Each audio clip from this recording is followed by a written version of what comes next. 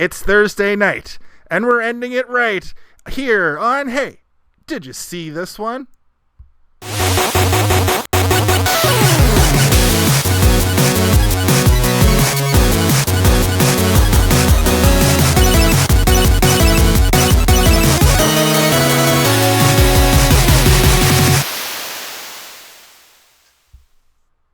I don't know what I meant by I'm ending it right. But it means that it is the end of Hackers Month, I guess. And the month altogether. Well, I guess we got one more day. Yeah. This is the end. Sorry, I'm just adjusting the, this is something you usually do in the beginning, but I'm just adjusting the Raul, thanks for joining me in the dance-off when the viewers can't see behind the scenes. They can't see. I love dancing. You can't stop me from dancing. They can't see behind the curtain. We were just talking about The Wizard of Oz, speaking of behind the curtain. Hello, everybody, and welcome to Hey, Did You See This One? The weekly show where we ask each other, hey, did you see this one? I've never said that Nailed before. It. Yeah, that's never come out of me before. Did you just make that up? That's really good. That's pretty good. We have done movies about hackers for better or for worse all month. We started off with an actual hacker movie called Hackers. Then we went into a movie about, I guess technically they did some hacking in sneakers. And then last week we talked Ghost in the Shell. And we're going to wrap it up with probably the most pound for pound realistic hacking movie we've done all month. The Net, starring Sandy Bullock. Wait to take my final thoughts, Jason. And Kaylin's final thoughts at the beginning of the show by me. And to wrap it up, we've bookended our month with two of the nicest guys from The Nice Guys. It's Raul Delgado. Welcome to the show. Hi. Thank you for being here. It's funny that this worked out like this. Yo, where's the applause button? Oh yeah, sorry, I fucking. Yeah, where's my applause? I immediately forgot. Got it. And everybody, welcome Raul Delgado. Perfect. That sounds good. Don't you hate pants? My pants. Excellent. So, that's right. We also got a soundboard, so look out for sounds. We're blowing up. This is a big advancement for this show. I can't figure out the framing of our video, but I can get a fart sound in here at a moment's notice. I'm your host this week. I'm joined as always by Steven and Kaylin. Of course, I've already talked about our special guest for this week, Raul. So we'll see you next week. Goodbye. I love doing that. We are, of course, talking about The Net. What I was saying was we started the month off with Mike Mongiardi, who knows Raul from their podcast live performance, The Nice Guys, where they take a movie and fully forget what the movie's about and improv it out, I guess is the best way to put it. Would you say that that's accurate? Yeah, that's accurate. Yeah. We improvise the movie to the best of our ability, to the best of our memories. Yeah, that's amazing. And I've seen it live. It's extremely funny. I think the pandemic might have kind of derailed that a little bit because I haven't seen you guys get back on the old saddle yet. But yeah, that's probably the worst thing the pandemic did was stop our comedy improv podcast. Yep. So now you guys tragedy. Yeah, tragedy. Lost the world. Now you guys just you're all serious, and now you remember how movies actually go, because that's why you came on this show, and we're going to talk about how a movie actually goes. The Net from 1995, starring Sandy Bullock. I can't call our girl Sandy B. Sandy B, man. Oh my gosh. We'll get into 1995 Sandra Bullock in a second. But we always like to start off the show with a little segment I like to call "What's Your History with the Movie?" And is that what the segment's called? I don't know. I don't know if that's what it's called. Well, the way it kind of slowly came out of your mouth made me feel like you just came up with that name. The new segment called "Oh yeah." Tell us about your first. Whoa, was that a soundbite? Yeah. Yes. Nice. I got an "oh yeah" soundbite ready to go as well. Stay tuned for next week when I have way too many sounds and way too much time on my hands to make a soundboard. Yeah. Since I told you I wouldn't do this, Raul, but why don't you go first? Because when we saw each other outside of the Super Kicked show, which was also a weird Kismet-y kind of thing. That was crazy. You were like, I'll do The Net. Of course I'll do The Net. That sounds amazing. Do you have a history with this movie? I don't have a grand history of this movie. I saw it late. So like well after the internet was established, and well, I mean late, I mean like 3 years ago, maybe. I saw this movie for the first time. 3 years And I had ago. heard about it, and I had people tell me that they had fond memories of it. And when I saw it, I was like, I had to ask them again if their memories were truly fond for that, because I was not. I was like, you must be wrong about. And then I was like, there's like some moments in it that I do enjoy a lot, but maybe not for the reasons the movie wants me to enjoy them. Uh, and yeah, but that's my history with it is like very fresh, very new. So I didn't have. There's a lot of people who I think I've heard have seen it when it came out, and they're like, Did they "Whoa, say, this is..." "Hey, did you see this one?" Yeah, they say, "Hey, did you see this one?" And it's a very who's on first. It's a whole bit, and then they're talking about the show, and I think they're talking about the movie. Yeah. I wish. Did you go out of your way to find it, or did it pop up because your phone or whatever heard you and your friends talking about it? Yeah, and I was like, my phone's just suggesting dietary restrictions and the net. No, it was. I actually seeked it out because, and I think I rented it. I think I rented the movie. Ooh. Yeah, like yeah. physical rent or like no, digital? Sorry, online rental. In the vein of the net. I was like, I think I'm gonna go on to movie.net and and download it as a rental. Yeah, with and there's a bunch of VHS. If you went to movie.net to get the movie, I'm pretty sure that you sailed the old seven seas, if you catch my drift. All right. That's truly my history. I wish it was deeper than that. I wish I could, but like only heard other people tell me how, like, I don't have that same history, that I've seen it the first time in '95 and was like, whoa, what a scary concept, that all my information is just trapped in the internet. It was it's when the way she puts it at one point, I was like, holy shit, dude, like this movie like predicted Facebook in a way. It predicted online ordering, online air flight reservations or whatever. I don't know if it predicted those things. I think predicted a strong word. I agree. I don't know if it predicted it. They were coming, but it like showed for the first time. Yeah. Yes, that's exactly it. Like realistic, in a realistic way. Because also, right quick, in honor of our girl Sandy B, I made myself a silly drink, some vodka with some melting popsicles. They're in there. Don't worry. Okay, Caleb. She's notorious for loving that. Yeah, she loves dipping popsicles in booze. Oh, also, I think we're past the 6 minutes and 20-second mark. I was going to set an alarm to interrupt us at 6 minutes and 20 seconds because that's when we get a title name drop. I need a title shout out drop button. Title shout out. That's the one. Sorry, I need a tall glass of vodka with a pink popsicle in it if I'm going to keep up this episode, I think.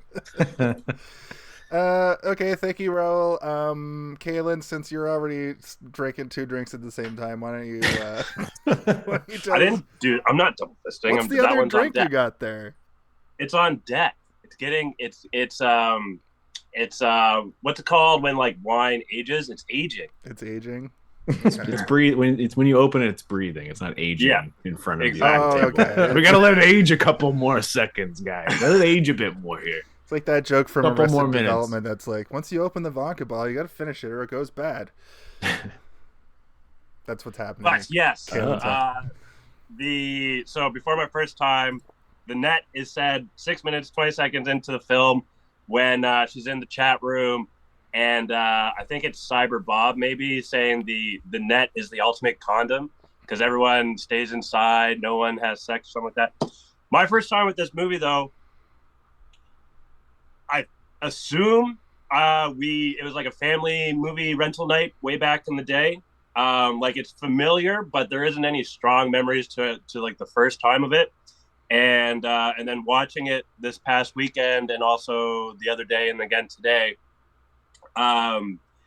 it was, I mean, we joked about it, but there are some actual, realistic concerns that this movie raises. And I'll leave it at that. It's true. It's true. Spooky. Like we're gonna get into it in this, I think, because I was blown away by this. Isn't The concept of identity theft. No, Oh! not that. I was blown away by like I didn't know this was what this movie was. I thought it was a little bit more. I didn't know it was like a woman on the run movie so much as it was like a. I don't know. Anyway, Steve, why don't you go ahead and I'll get more into my thoughts when I get to my turn. Okay. Hello, everybody. It's me, Steve. I'm going to tell you all about the first time I saw The Net, starring Sandra Bullock. I can't remember. I remember seeing this as a kid and being so bored and not understanding anything that was happening because I was 9 or whatever. Actually, I think I was younger than that. But I remember like sitting on the couch and, you know, the opening sequence, I was confused. I didn't realize that the guy killed himself. I was like, wait, what happened? And my parents were like, don't worry about it. Maybe you shouldn't watch this. You just thought he ate an apple and then was checking out his gun. Yeah, it's a gun. No, I think I thought that he shot somebody, but I didn't connect that he shot himself. I was dumb as a kid, by the way. Nice. Unless they showed it to me full frontal, I was just like, I don't know what's going on. It just sounds to me. But I remember I fell asleep very quickly. I think I probably fell asleep during the chat room conversation. I was probably just like, so I didn't watch it again until I think the pandemic, when I was just going through everything on every streaming service and it popped up on Netflix, and I went through this like month-long period where every day I just watched a movie from the 90s. I didn't care what it was.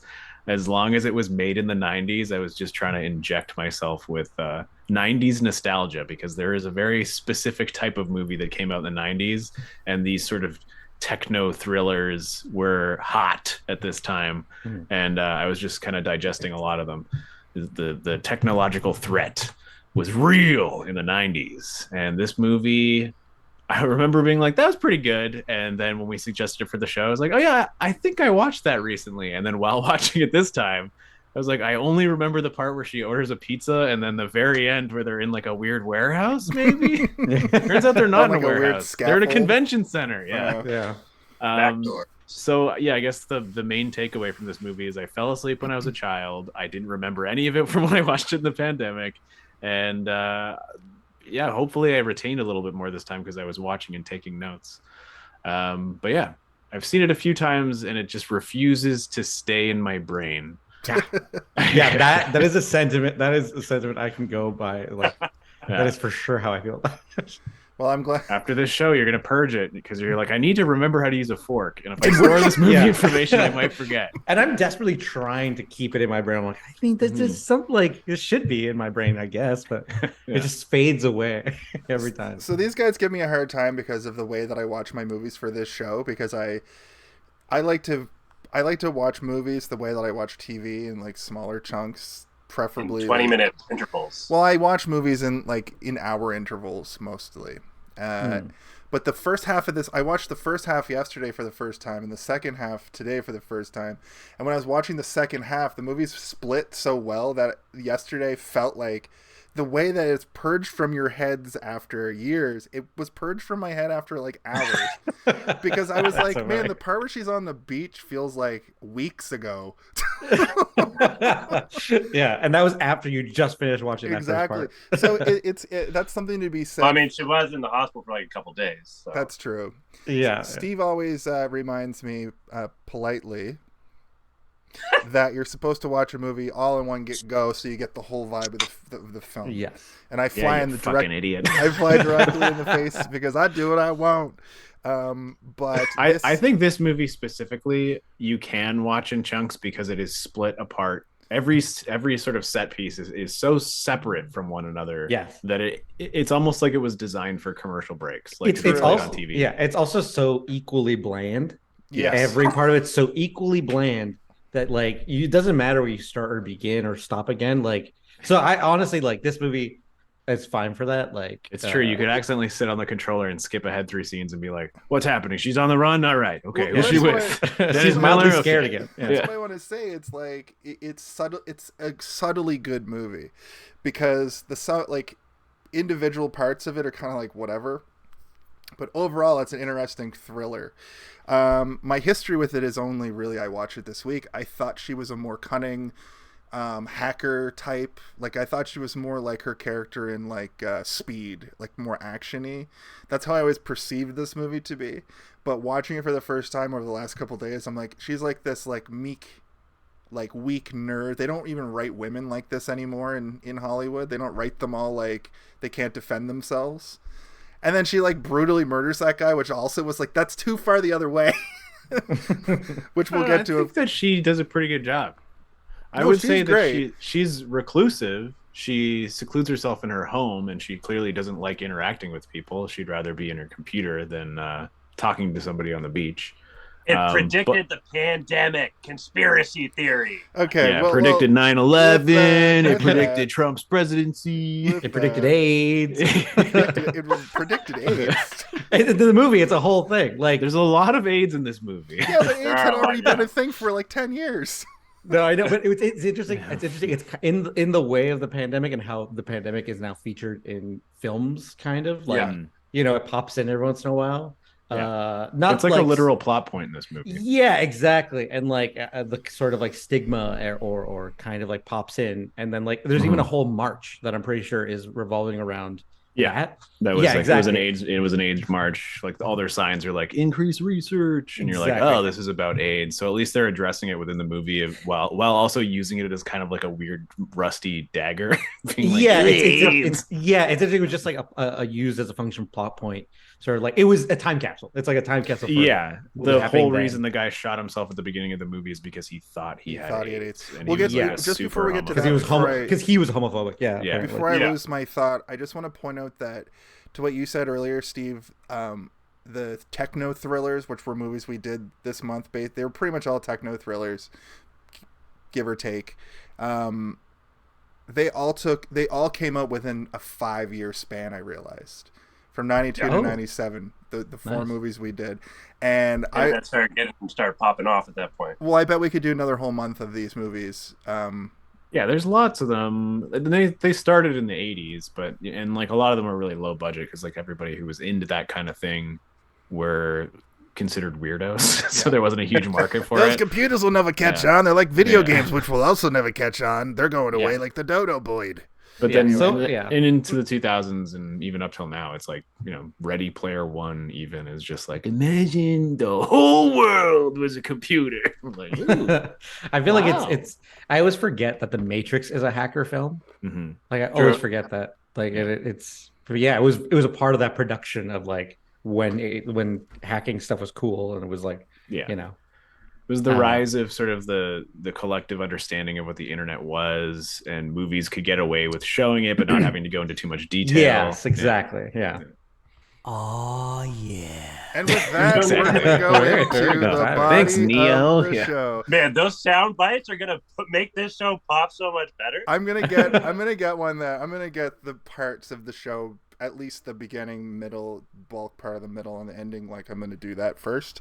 Raul, thank you for being here for this experimental episode. My pleasure. This is going to be the beginning of a good summer. But yeah, we now are in what I like to call the body of the episode, as though it were some sort of essay. And now we can just freely talk about the movie. Do you guys want me to sort of go through the points, or do you want to just talk? Because we already mentioned... I'll tell you what I want. I want some good old quality time with my Nintendo and my Sega. Oh my God. I wrote that down too. I wrote that down as well. Yes, that's my second note. First note was man talking business. Third note, kills himself. Oh, okay. My first note was sharp cinematography right out of the gate. I think that it gives a good setup. The old saying like start with a bang or whatever, right? That's an old Hollywood saying, which is like start with a bank robbery, start with a gunshot, start with something exciting. And I think a man saying that he'll see his family soon and then shooting himself in public, it's pretty exciting. And then we get that sort of nice sort of panning shot that moves over a neighborhood and slowly goes down into the skylight of a person who maybe hasn't left their scene. A real statue from that area? Do you know? I think so. I can look that up. It was a cool looking statue of like a guy trapped in the earth, sort of, or something. Oh, really? Yeah. The part of the hand and the face coming out. That was really cool. I totally forgot about that. I was wondering if this movie was actually filmed in Los Angeles. It is, yeah. It was all shot in LA. The Moscone Convention Center is like a real place that I've been to in real life. Yeah, but the Santa Monica Pier when they were actually in. Well, fuck, that scene is weird. But when they're actually, I looked it up. All the locations that they're in are the actual locations of the area. And the statue is called the Awakening. It was made in 1980. It's a 72-foot long statue made by J. Seward Johnson Jr. that depicts a giant embedded in the earth struggling to free himself. Nice. Seward Johnson Jr.? Yeah. This is a real. That's funny that's real. That's J. Seward Johnson Jr. Yeah. He sounds like a golden era Superman friend. I might have to take my hoodie off. It's way too hot. Yeah, probably. I'll be back. Also, you're drinking vodka. It's gonna be a warm you up. hot day. You didn't have to announce it to us either. Yeah, you could have just done it. What was I gonna say? Okay, so can you hear us? Yeah, I think so. Kalen, you can hear us? Yeah, he's using a cell phone somehow. Okay, I was gonna say some of my first notes. My first two notes were obviously what you guys said, which was quality time with Nintendo and Sega, but also was his last meal was an apple that he didn't even finish. Why would you make an apple the last meal? I was like, an apple? Yeah, and I'd have like finish the whole thing. Yeah, I'd have like really thick, heavy linguine with like a mushroom sauce, Alfredo sauce. And something like I'm gonna go go today. I'm gonna go. I want to go eat heavy. But this was an apple he didn't even eat the core of, which I would fucking go for. Yeah, what about Oh, do you eat the whole thing? Whole steak dinner? If I'm gonna kill myself, I'm like, I'm gonna eat the whole thing. I gotta eat the whole thing. I mean, technically, the last thing he ate was the bullet. Am I right? Oh my god! Yeah, exactly. He's all full now. Yeah. But yeah, no, it was the apple, and it's like a whole paper bag for an apple. Mm-hmm. I was like, what a silly guy. Maybe he ate the rest of his lunch. Maybe he had a bag lunch. You know what? Maybe a fish you're right. sandwich or something, and a He was banana. like, Sandwich, juice box, apple. Yeah, a little juice box, a cheese string. Right? Yeah. Cheese strings. Kool-Aid. What are they called? Oh, Sunkist? Or It was like a baggie. Yeah, the Sunkist? Capri Sun. It's called a Capri Sun, people. Capri Sun. Yeah, That's it. Yeah. Sippy bag is what we called them, and they were little cheap. sippies, little Remember squirts. sippy bags? Those are the best. Pull the corner off and just get the fucking. They're very hard pure to find. sugar. Now, I've seen it at Sobeys once or twice, and sometimes some corner stores. Farmers used to make them. Farmers is a Nova Scotia milk company that made these sippy bags that were just like a bag. Like, we have bagged milk that are like this big. Yeah. Well, I don't think too many people know about bagged milk. I think it might be a maritime thing. No, it's here for sure. Or maybe is it Canadian? It's a Canadian is it just thing. Canadian? But think about like one Mostly quarter of one of Ontario, those East. filled with the sweetest nectar of the gods. Yeah, I remember on pizza days they would huck those around full of orange drink. I used to OD on the chocolate fucking milk and stuff. on the purple drink And constantly. there was a technique for stabbing the straw in, and idiot kids wouldn't be able to do it, and they'd shoot milk all over themselves, and I'd laugh. You'd laugh and you'd laugh. I just laugh. bite the corner sipping my chocolate milk undisturbed and dry. So we're introduced to Sandy. And she's playing a Doom style video game. She's playing Wolfenstein. Wolfenstein 3D. Say Duke Come Nukem. on. Come on. It's Wolfenstein. It's It's Wolfenstein Wolfenstein. I did. 3D. Is I it did clock Wolfenstein? it I don't know. It's I was too Wolfenstein young 3D. to ever play Yeah. any of these games when I was a kid. So Yeah. Does Duke Nukem look like that though? Because when I first they saw all it, look like that. They No, all hold look on. like that. Since They we're on all- Twitch, and I'm the video game guy on the show, Wolfenstein 3D came out first. Yeah, that's right. What the fuck? Where do you get off being the authority on being? I'm the authority on old school video I'll games get it. around these parts.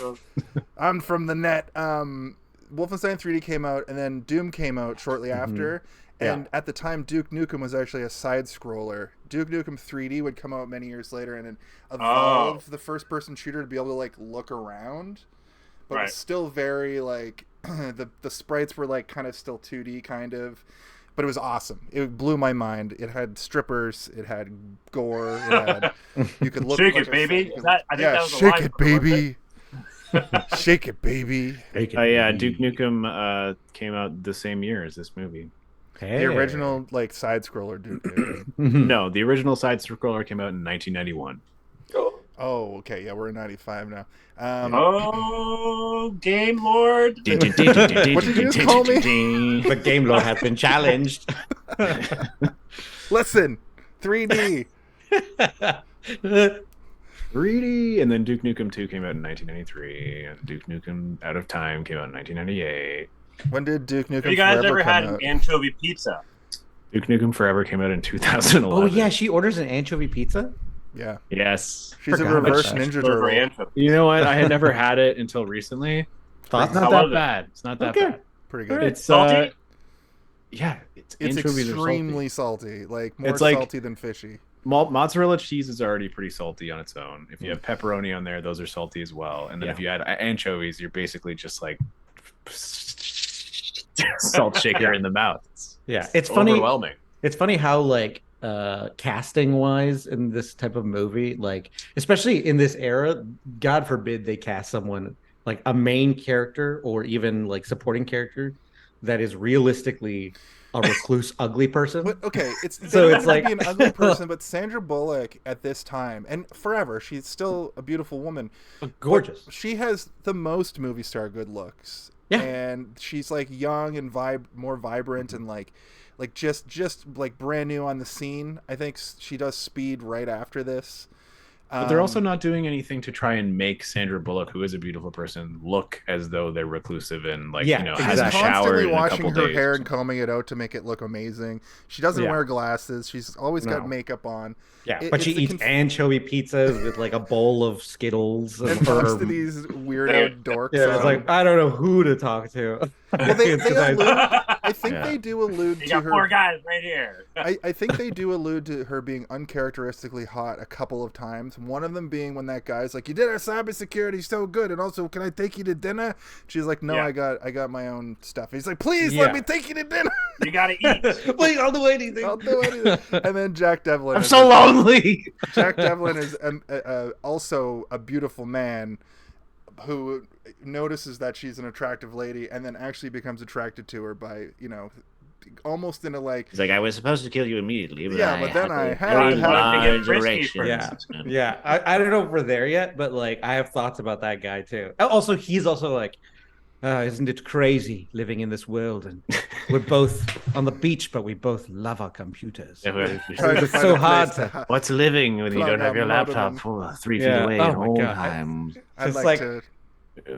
And I was like out for a while. I was like, there's no way this movie's trying to convince me this guy's, a good guy or trying to confuse me about that. And I think the movie kind of is trying to do that a bit at the beginning, very I've never beginning. seen it, so I didn't know, and I was legitimately like confused Really? for a second. There's no way someone I mean, did it- that. They don't You're linger too on good it for to be very true. long, No. guys. It's like we've got maybe 5 minutes of them having dinner together before he's like, "You there? Stop! Bring that purse back!" And he's like, "Give me that, you fool! Where's the disc?" And then shoot him. Yeah, it's like it's so funny, but the movie is as soon as you see him, you're like, okay, this is fucking evil because he's got an accent and he's got slick black hair. Slick black He hair. orders a martini with onion in it. Yeah, exactly. And then it's just sort of like, and I was like, I Well- wasn't sure if they were trying to convince me he was if he was good or bad or not. And then when they show you the weird Spanish guy stalking them, I was like, Yeah. okay, they're trying to throw me. They are trying to convince me this guy is possibly an okay guy. And it's like, Yeah. no, he's absolutely not. Yeah. Yeah. I mean, I did say we could jump around, but like there isn't much before she actually goes to Mexico. So We can take our time. Before Sorry. we go to can- Mexico, though, Yeah. before we go to Mexico, I just got to bring up because we were talking about it in chat, but I made a note of it. In the note as I was watching, is like, did she just call herself a simp? And I thought that term Yeah. was relatively new. That's what I thought too. Yeah. So She should, yeah. simp has been around for a while. It just used to just mean simpleton, like in this era. right. Now it's evolved into like a mean thing to say on the internet about boys who are being nice to girls or whatever. Right. Well, this happened. What's weird about this is she used it in the today's modern context where. I mean, if you look at it through the lens of 1995, she True. was probably just calling herself an idiot. Right before this phrase got memed on the internet, I called myself a simp as in simpleton to my friend Aaron, and he was like, "You're not a simp. You don't like, lust married. after women. You're married." And I was like, "What do you mean?" And he was like, How do you think I got my wife? Yeah, I was like, Madison simp. No, I was like, I'm a simp for something, and he was like, I was like, no, I meant simpleton. So somehow it works both ways, but only because this movie has her using it in this weird, different context. Almost like a double Well, I entendre. mean, what it means is that you are being apathetic, empathetic, or giving too much attention or affection to somebody in exchange for a relationship or sex, which I don't think that she had either of those things in mind when she was going to go help that guy with. But she was like, "I'm horny." But she was kind of giving that, yeah. Yeah. It's interesting, Jason. I also used it recently, simp, in its older version. Because I was like, and I as soon as I said it, I was like, wait, I can't say that in that way. But I said, I was like, oh, I go to breakfast at Boom's like a simp. Yeah. And I was like, oh wait, that's loaded now. That's not the same thing. You gotta go full simpleton, like a simpleton. Yeah, also, like it's funnier to say simple. It is funnier to say simple. We Now should bring that. Yeah, more syllables equals funny. Now, if you say simp, it implies that you pay e-girls to fart in your bathwater and send you jars of it. Yo, hit him with the fart soundbite. You want to hear the fart soundbite, Kaylin? I mean, you laid yourself up for that. Well, here you go. Look at you. Now you just sound like You gotta do happy it about right it. when you can't do it in. Bait and switch, baby. $75 for my soiled panties. But I don't want to jump around too much. Sorry, I went to because we brought up the handsome. I don't think buy we it. mostly. So the first bit is just sort of like what she's doing, what her life is like. She's playing video games, ordering pizza online. I don't even know. Is there a pizza place? Is it kind of like nowadays where some places will take Bitcoin? You just have to find the right place. Where there are places in this universe that just had an online order form. Now it's commonplace. Maybe in this universe, I feel realistically in '95 it still wasn't a thing yet. No, but like Maybe she's got a pal at the pizza Yeah. place, and she always orders from the same place, and she built a website for that. because online shopping. Oh. Or she's got an automated recording that calls the pizza place when she enters it in the computer, and it's like, I would like a big pizza, please. Medium. Large anchovies. Yeah, she actually never ordered anchovies. It just sort of like the machine is just Yeah, she ordered pepperoni. verbalizing it. she opens it, she's like, God damn it. God damn it! Not again! Every time. Someone hacked me. Someone hacked me. The phone hacked Somebody me. hacked anchovies on my pizza again. Online shopping did exist sort of around this time, like not in the way that we perceive it now, but there were storefronts because the internet, people were realizing you could use the internet for that. Yeah. But it was mostly in the like you know that, I don't know if you guys know the website disc.org or Discogs. It's like a CD. It started off as like a CD trading site, but very quickly became like you could like a marketplace for selling CDs, and it existed way back, like way back. So that kind of stuff. I like CDs. I'm down. Probably existed. I didn't get a around this time. computer until like 1998. So That's true. Neither did I. But you Yeah. know, it was people were able to do that kind of stuff. So are we? Is there consensus? This was possible then, or was This not was possible? possible. I think it was more. But So, no one was doing it.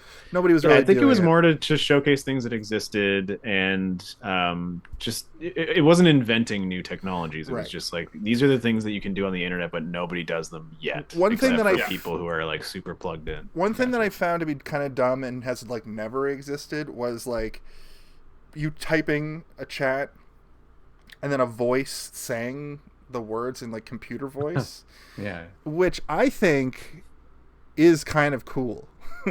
Honestly, like if you Hello, Smithers. You're quite good at turning me on. But like if you know it's 1999, you're on AOL and you're talking to your friends and they're coming through in little computer voices, you could change. Yeah. When was this? Did that happen in this movie? I don't remember. For, Yeah, for the it was. movie, A little for the bit. movie, it makes it more. It's just so we can. We're compelling. not reading a screen. Yeah. Yeah. Yeah. It's very much a product of 90s movie making and being like, these fucking people, they're not going to get reading on a screen. We need These to make idiots it- don't know how to They don't know how to read. read. We need to talked make it about in, like- that a lot during Hackers, where I was like, Yes. when they're hacking, it's all screensavers. Like it's just screen. But and that's the thing. These guys are like, well, It's more they exciting. got to show something, and they Yeah. do it in this movie at the end, where the mainframe's being hacked by and the they're just like virus, and it's the zooming in screen's slightly kinda and zooming out. melting. Yes. And you're like, Like oh. that. the camera's whip panning over like, and it's going like, Yeah. Like it's trying hard to compensate for excitement when it doesn't need to. I like when Sandy Bullock is just, when Angie's in there, she's not using too much jargon. She's just saying some things that kind of make sense. It's not like she's just whispering to herself in order for us to like know a little bit about what she's trying to do, right? It's not like in Hackers we're like, hey, you got the new gigaflop unit with the 17 gigawatts. You got to release your worm, bro. What's Nuke the worm. Question? Yeah. I was wondering this earlier. What are the order of bytes? Is it byte and then bit, mega and then giga and bit, then killa? There's 8 bits in a byte. And then there's kilobyte. And then there's megabyte. And then there's gigabyte. And then there's terabyte. And then there's killa, mega, giga, and then tera. A simple Google search would show you this. Kilobyte. Yeah. I could Google every. I don't have to talk to any of you with that kind of response. That's true. You do. Steve I can just use Google. I don't need any of you. You do raise an interesting point whenever we're like, just Google it, and you're like, but I'm just having a conversation. Are we having fun though? I don't know. I don't know if I am. I don't know if I'm having fun listing the bytes to you right now. You're right. Okay. I'll meet you both in the middle. I'll say, hey. You know what? Innocent question, and it was. I appreciate that it was trying to be fun. I'll meet you on the other end, and I'll say, "Sure, it didn't turn out the way we all wanted. It wasn't fun, yeah. But I respect." There you go. The referee has spoken. You have fun. Yeah, that's what we're all about here. So I think Thank that you for humoring me. Yeah, the entire purpose of this whole beginning chunk before she goes on her vacation is just to set up a bunch of stuff for us later on down the line, right? To show how we can get away realistically with believing that nobody knows who she is and why, and the people that do know who she is don't know who she is because they've lost the capacity to have memories. There's an important plot strand through this though, where she gets the virus out of the computer and sends it to her friend Dale. Yes, I was about to mention that as well. Yeah, and then she gets the software from him that has the Mozart's Ghost band web. It's like supposed to be a web page, but it's software. It fucking makes no sense. Yeah. Can you take a virus out of the program? Or do you have to rewrite the program? I don't think you can take a virus out of a computer the way she did it. I think that's like a movie magic thing, but you could copy the virus to a floppy disk. Right. But she took the virus out of the computer, which I was like, that's not I've isolated the virus to my computer and I'm downloading it on this super red disk. Yeah, it's gotta be red, virus so there's a huge virus on it, and it's definitely going to be the MacGuffin that's the fucking. Hey, if they made the discs the same color at the end, we would have no idea what fucking disc she was using. So and in classic basic storytelling, this bad thing at the beginning. It's gonna come back in the end. Yeah, it's Chekhov's floppy and disk. we'll explain it just enough so that you'll be like, oh, "Didn't you say something about the escape button at the beginning?" Yeah, exactly. Yeah, exactly. So during all of this, when she's talking to her friend, she does talk about how she wants a man who's like Captain America, who always goes for the gusto and has a handsome face or whatever. And then when she's doing this computer stuff, she gets onto Mozart's Ghost website software. She knows there's a little pie symbol at the bottom that she's just like, that's weird, and clicks it. And then it just opens up NORAD or Mayo Clinic. It opens up like everything ever important on the internet. Really similar all to the important Sneakers, actually. It was really similar MacGuffin to Sneakers, where it's just like she has this thing that's just a backdoor to anything you want to go into. Anybody want to rob Fort Knox? Anybody want to crash some planes? Yeah, the blind guy in Sneakers just like doing terrorism. Or joking about terrorism. I appreciate that kind of stuff though, because it didn't also feel the need to continuously remind you throughout the movie, which I was okay with, because one thing I don't like is when the movie is like, remember, don't forget about it. Wait, hold on, you guys don't forget about this disc, right? But then there's other moments in the movie where they really spell it out for you, like you're a goddamn idiot. Like yeah. I know what you're talking about too.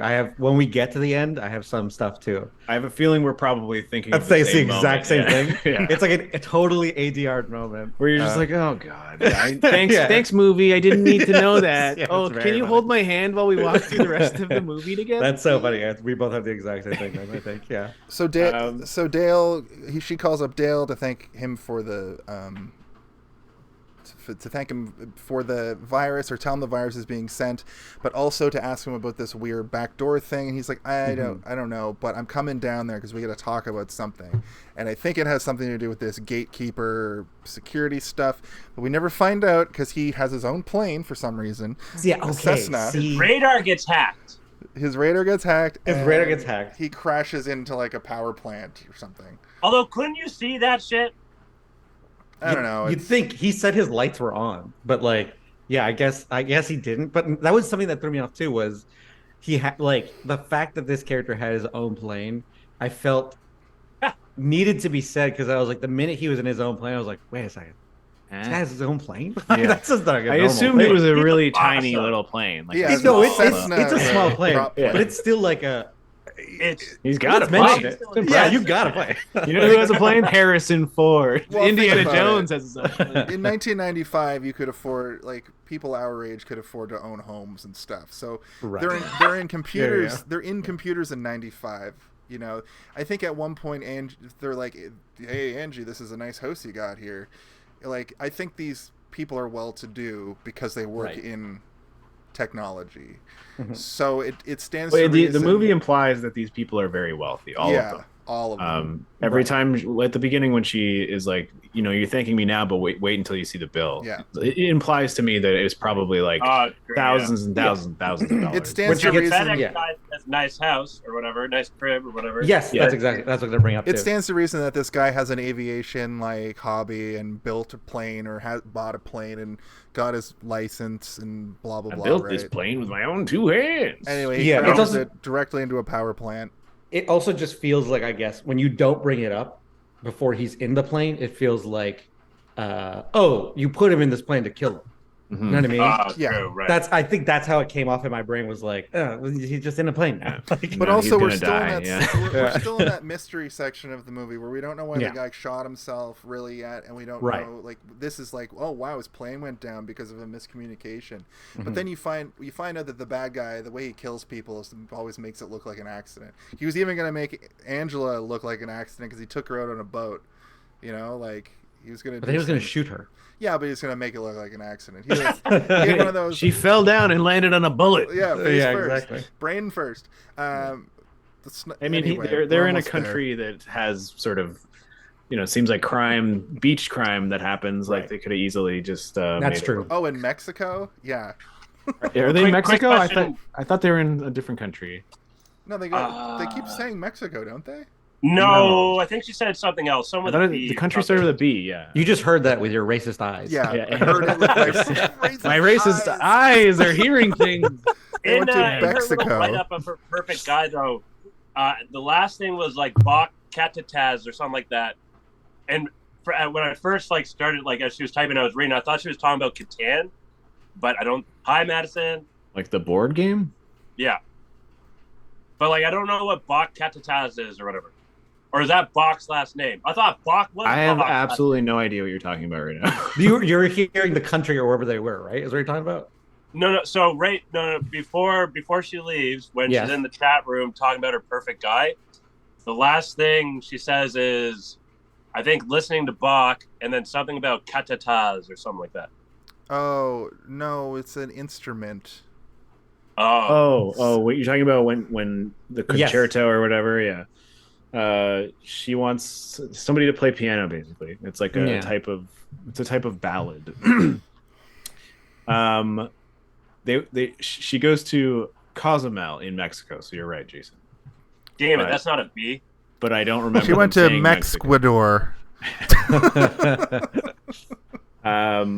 Yeah, anyway, so we get through all this stuff. I think she's being a little bit facetious when she lists off all those things because she's basically describing a man that doesn't exist, which is To why these- she's not with To a man, these right? Megan's like canceling underground these guys dwelling out. kind of- But like all I chud could think monsters. about, all I could think about was like these guys are being, some of them are being respectful. One of them is being a bit of a horn dog, but he's not like being overbearing. Would you like, settle show for us a somebody that picture of puts your the seat butthole. down?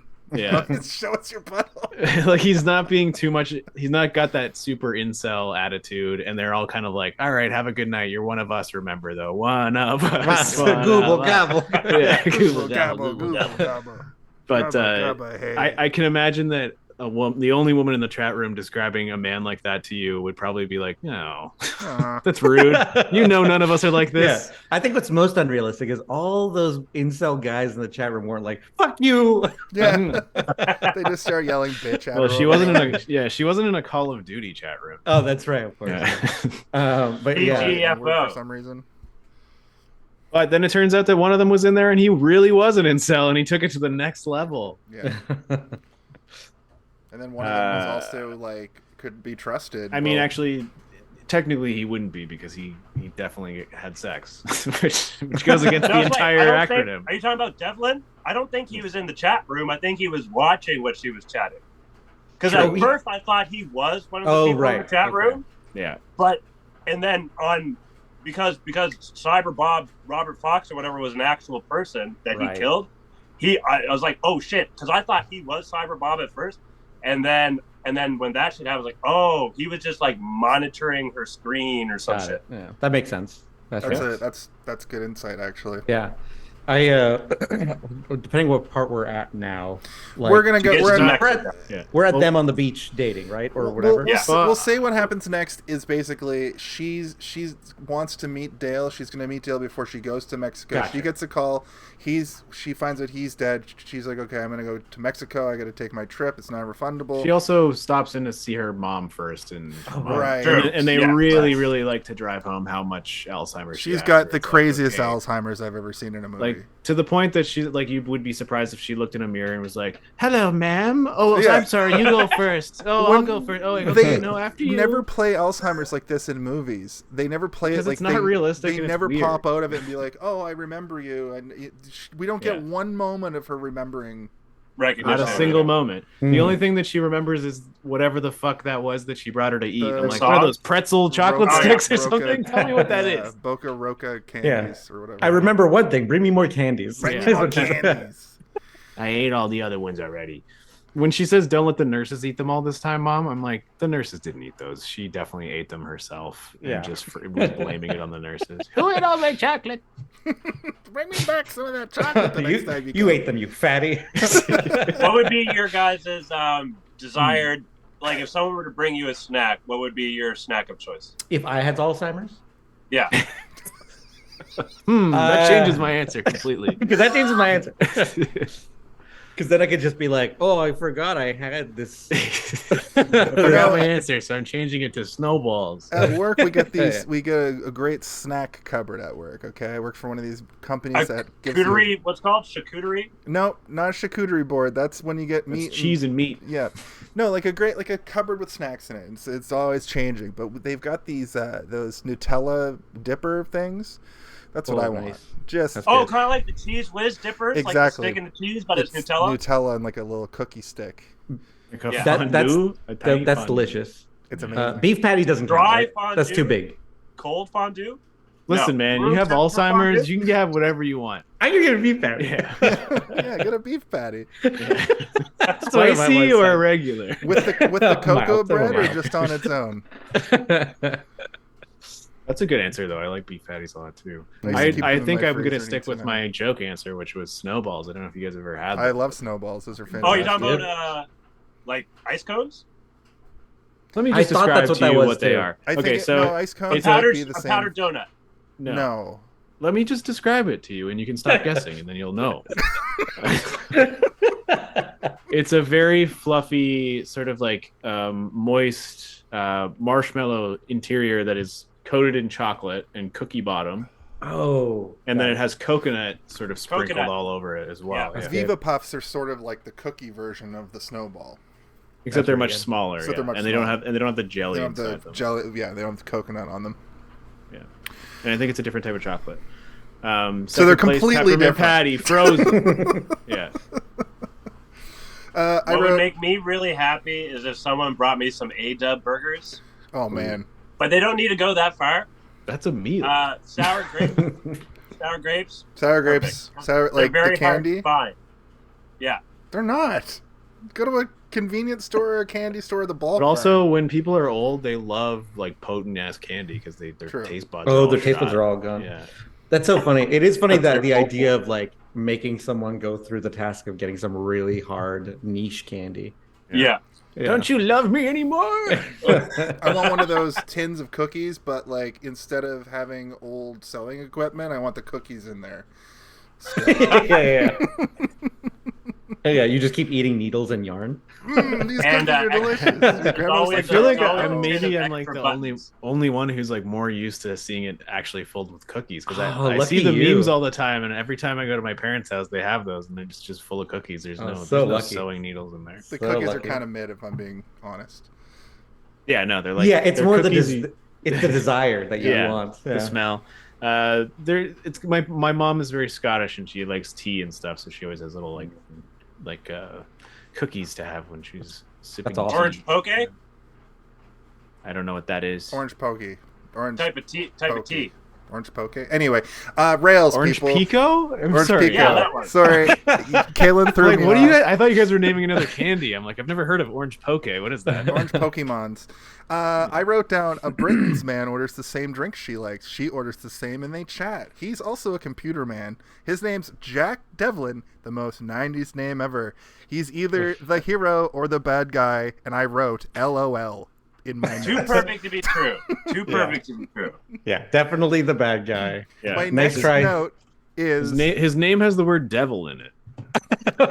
For real. My next note, not knowing that he's the villain, the fucking complete antagonist, is this guy is a weirdo. He thought he was the cat in Breakfast at Tiffany's.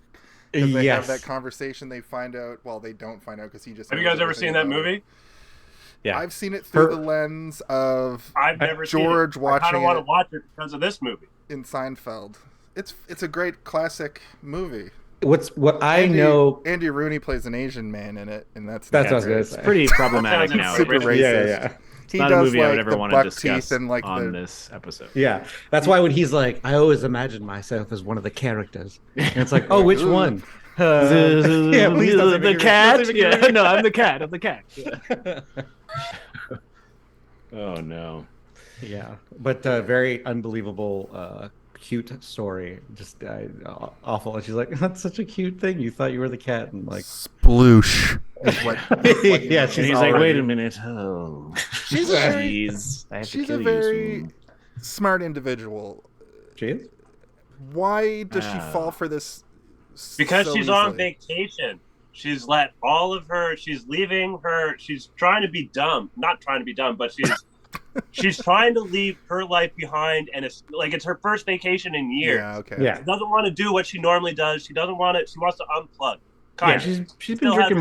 martinis all day, and the guy That's seems true. nice There's no way enough. like a She cyber deserves criminal. something nice. There's no She way a deserves something cyber nice. criminal, the very thing that she does for a job, is going to catch up because she found a suspicious piece of software that's impossible. Yeah. What's up? But also, Mike if I was in that Mongiardi the position, I chat? would not trust him at all. I'm Yeah, suspicious any- of everybody yeah. at all times, even my people I've Especially, known for yeah. years. Especially British people in Yeah. Mexico. Mexico. British people don't go to Mexico. They Also, would burn. Where Devlin- do British people go? Do they have beaches over there? They go to Geordie Shore. Dude, it's a fucking island, Kalen. There's so many beaches. The whole perimeter is surrounded by beaches. There's a place. Kalen, I'm on your down side. I didn't know. There's a place down south called Geordie Shore, and that's where all the. Can you say chav? Is that an okay word to say? Anyway, that's where all the fun people, the New Jersey types, are, according to the show Geordie Shore, which is the British version of Jersey Shore. That's so funny. Yeah, That's how Jason gets all of his information. That's for the how show. I know everything about Yeah. race from different variations of Jersey Shore. I hear levels. British very people like overly Canadian racist. from the accents. Shoreverse. Yeah, the shore over, The like Shore. Florida Bama Shore, Yeah. and there's a Spanish one now, I believe. Is there? I think so. That's so funny.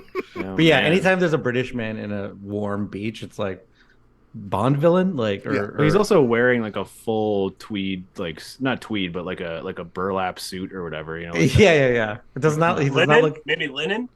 maybe linen. Maybe yeah. linen. Too warm But- for beach. It's probably not burlap. Yeah, no one wears a suit out of burlap. I don't know about you guys, but the most perfect beach in the world didn't look perfect.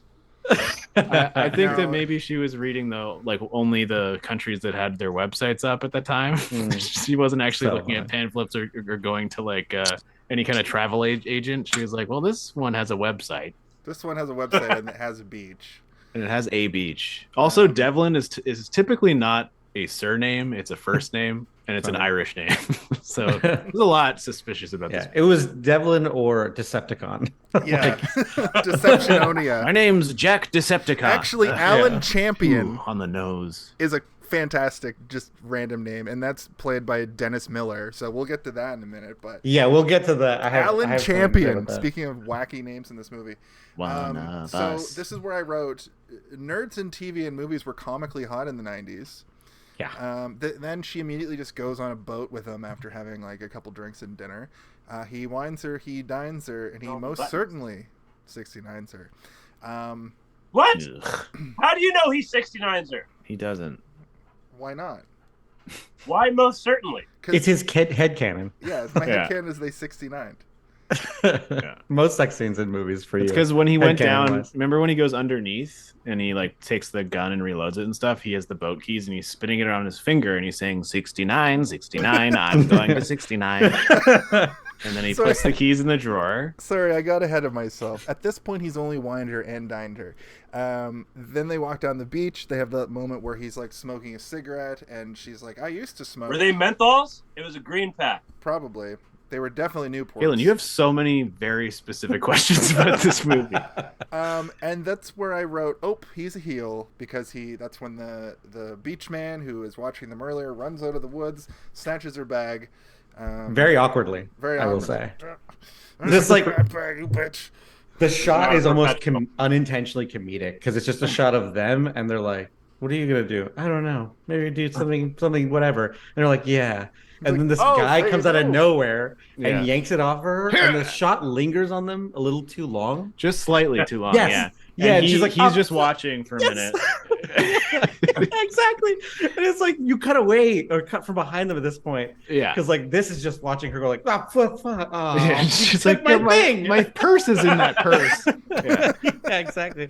It's so awkward. But I will say, okay, so we're around... Something I wanted to note, this is one of the very few things that I was like, okay, that was pretty good setup and payoff, was she's cold.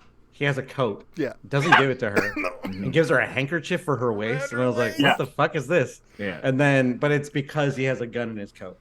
And I didn't clock that the first time I saw it. Yeah, exactly. Yeah, exactly. Wow. Yeah.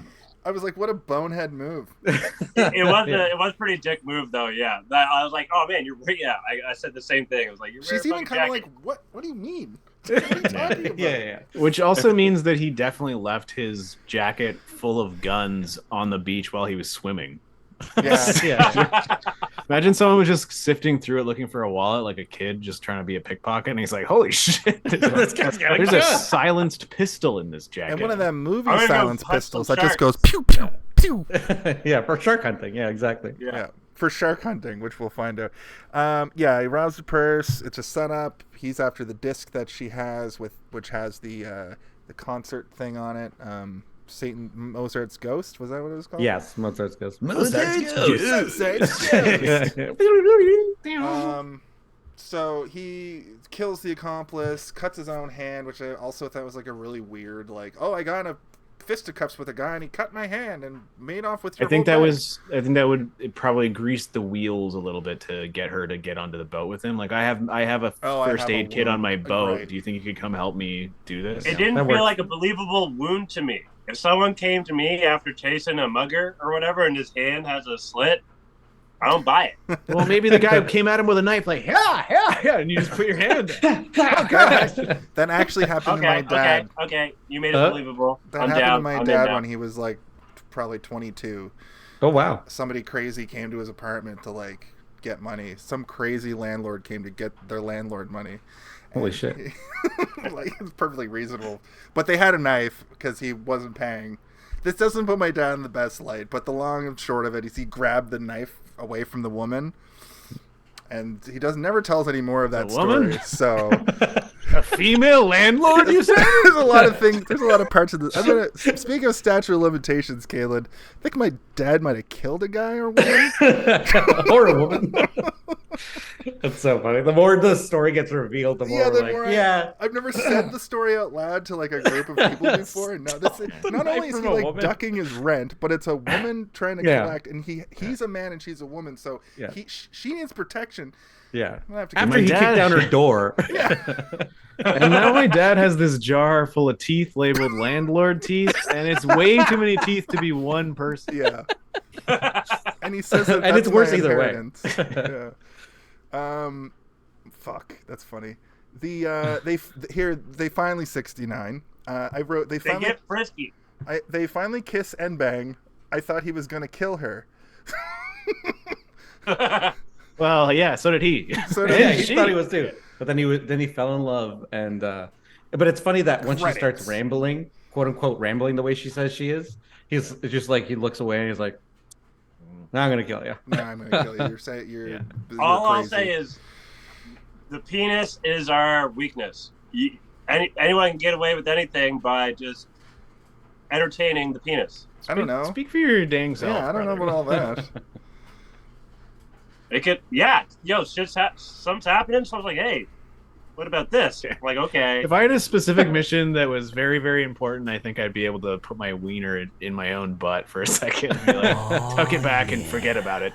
Get the job What done. if it and was? jerk What off. if it was the one person on your list of like who you share with your partners? Like, okay, if I have the chance with this person, I'm allowed to, kind of thing. What if it was that person? No, what? No. If I have a very important mission, the mission comes first, man. Unless that's my mission. It does give so much weight to what he said. It's really wild. You need to get one that's like, we're on, as if we're on Bill Maher or something. Oh my god, I love the applause one. The oh yeah is okay, but the applause is like The applause is I good. just put it at the end of Yeah. anything anybody's saying, and it makes it see like I you almost said- yelled, "You spineless simp!" at the end. It's like when you Could've done make it. a picture with the like a what's it called? Those Sundance film like has like the reef around it. Oh makes yeah, it the look little pretty. the awards. Yeah. Put that, I'm gonna start putting those all over our thumbnails. It's just stuff we've said Yeah, instead of famous quotes. see It's Winer just and like- Diner and 69 her. Yeah. The mission comes first, you stupid simp. Oh, man. So yeah, But so- I will say that his motives are very unclear for quite a long time until he realizes that he's been got by her, sort of thing. Right? I also Like, think he likes killing people a little bit in creative yeah, ways. he does It's like have sort killers of do. I'm pretty sure killers do. most killers enjoy killing, I think. I think that he did have a weird sort of devilish grill face when he shot the guy in the woods. Yes. He's like bang bang, Yeah. and then he I gets did the also, bag and yeah. He's whips like, it away. that was a It's good shot. Yeah. He's still moving though. One through the neck. I've tricked you. Disc for me and between No the pay discs for for you. you. You'll never get me, now. Dudley Do Right. Definitely bad boy. He's not a good guy. Definitely He's got that bad boy energy. But yeah, honestly, motivations as far as like what he's willing to do and what he wants to do is like unclear for me. Kind of the whole movie just is like, okay, you want to try to make her kill herself, but at the same time you're gonna shoot her, and then later in the movie he's like, okay, I'm gonna shoot her now. And Yeah. it's like you could have done that. You should have done that forever ago, immediately. bro. Like, He there's- still likes her. But also, why did they need to kill her anyway? Like, he could have just let that guy run away with the disc and then met him later and got the disc, and then the So entire funny. movie would have not happened, right? That's a really good Oh, point. man. Like they just do that little Yeah, when thing, the- and then the credits roll, and we all save an hour of our lives. Because she didn't even fully really understand what she had, right? No. And yes. it- Yeah, That's exactly. not worth the Yeah. ticket of admission. It can't just end there. Maybe, But I think you're right, and you're picking up on. I think it's all these little things like that I don't immediately notice that my brain is noticing, and then I Yeah. get so fucking confused and bored. That's the thing is like we've had this discussion before is that if a movie is very good, you're not going to necessarily pick up on those things, Yeah. and if you do, you're not going to care because the movie is pulling you along with Yes, excitement, yeah, exactly. right? And one thing I will say about this moment on the boat, once she does figure it out and he realizes, oh shit, I got so horny I forgot my gun. Yeah. That from the moment that he tries to shoot her up until she crashes into those rocks, it's pretty exciting. Like, I was excited during this moment, and I think it accomplished everything it meant to do in terms of cinematography, music, and just tension, and like, you know, him being like knocked out and her trying to like having to search the boat very quickly. I think it was. I don't know how to start a boat. I don't know how to do it. Is there a button? Not a big boat like that? I don't think I would immediately know how to do it either. I would. And if the adrenaline was that high, when adrenaline is that high, I can't read. Like, I just actually can't read. That's why my ability to read doesn't exist anymore. She was able to get into the Zodiac and turn it on, but then she couldn't do anything. She rode directly into rocks and got knocked out. See, that's when I would have been like, I'm good. As soon as I got away, I'd have been like, all right, I'm far enough away. He's not going to catch me. I can calm down, and I wouldn't have crashed. But it was dark. It was nighttime. I don't know what her visual kind of like periphery was. Maybe she actually does have glasses, and she just didn't want to wear them. Oh my God, Kaylin! She wears contacts. Except she was swimming, so she had to take them out. Yeah. Holy shit! You're a genius. But also, so we kind of glossed over what happens, but she kind of figures things out. She whacks him in the head with a bottle. He's knocked out. She gets the key. She gets on the Zodiac, so we're caught up. She doesn't really figure it out so much as he does, like a classic bad guy, like, well, you'll never believe who I actually am. Oh no! Yeah. What happens is she's cold and she puts the jacket on and finds the gun, and since has this superpower of figuring things out with a little bit of information, she knows about guns, so she's asking. I mean, it's who are you? Yeah. He could have just said, I'm a secret agent. I'm James Bond. You know, like, I'm on a mission and I phone you. Shark hunting is not the believable lie. No. Which makes me believe that he's an idiot. Yeah. Exactly. They're all idiot geniuses. Idiot genius millionaires. Just like nowadays, in real life. I would have been on her side if she was like, fucking shark hunting. He's like, I'm going shark hunting with my billionaire friends in a submarine down to the Titanic. And we use guns, real guns, not these pussy harpoon guns. They don't do enough damage. I can shoot a shark in the brain with this from 40 meters away. I actually like to use dynamite, and pulls out two sticks of dynamite that are already lit. Bill Gates is bringing a bazooka. So, what I do want to say about her crashing. My buddy Bill. Her crashing into buddy those rocks. Bill Gates, you know him, right? You know the man, billionaire Bill Gates, as I call him. He does kind of like lunge off the boat onto her boat, and I think that may have altered its path a little bit, maybe as well. But she hits those rocks so hard, and then it's the next day. I think it's another case of like the purse snatch, where a simple additional cut maybe would have made it a little bit more believable, but it looked like she had plenty of time to turn the boat and just was like, I forgot how to turn this thing. Yeah. So which is fine. I think everything in that sequence was exciting enough that by the time she gets away, your adrenaline starts to taper off a little bit, and you're like, okay, she's safe. Oh, nope. Now she's waking up in a classic nun hospital. Well, that's it's around this time that I realized it was a hard thriller. Like, pretty much, it's the only genre this movie really is thriller, because of the way that these action sequences are set up and play out. It's always like she's just trying to get away, and then outsmarting people, those are both things that happen in thrillers a lot. But she wakes up in this hospital, and they're thrilling. They're thrilling, and the doctor's like, you got to stay. You have multiple. Can we also mention that he's just fully smoking a cigarette? Yeah. Like in the doctor.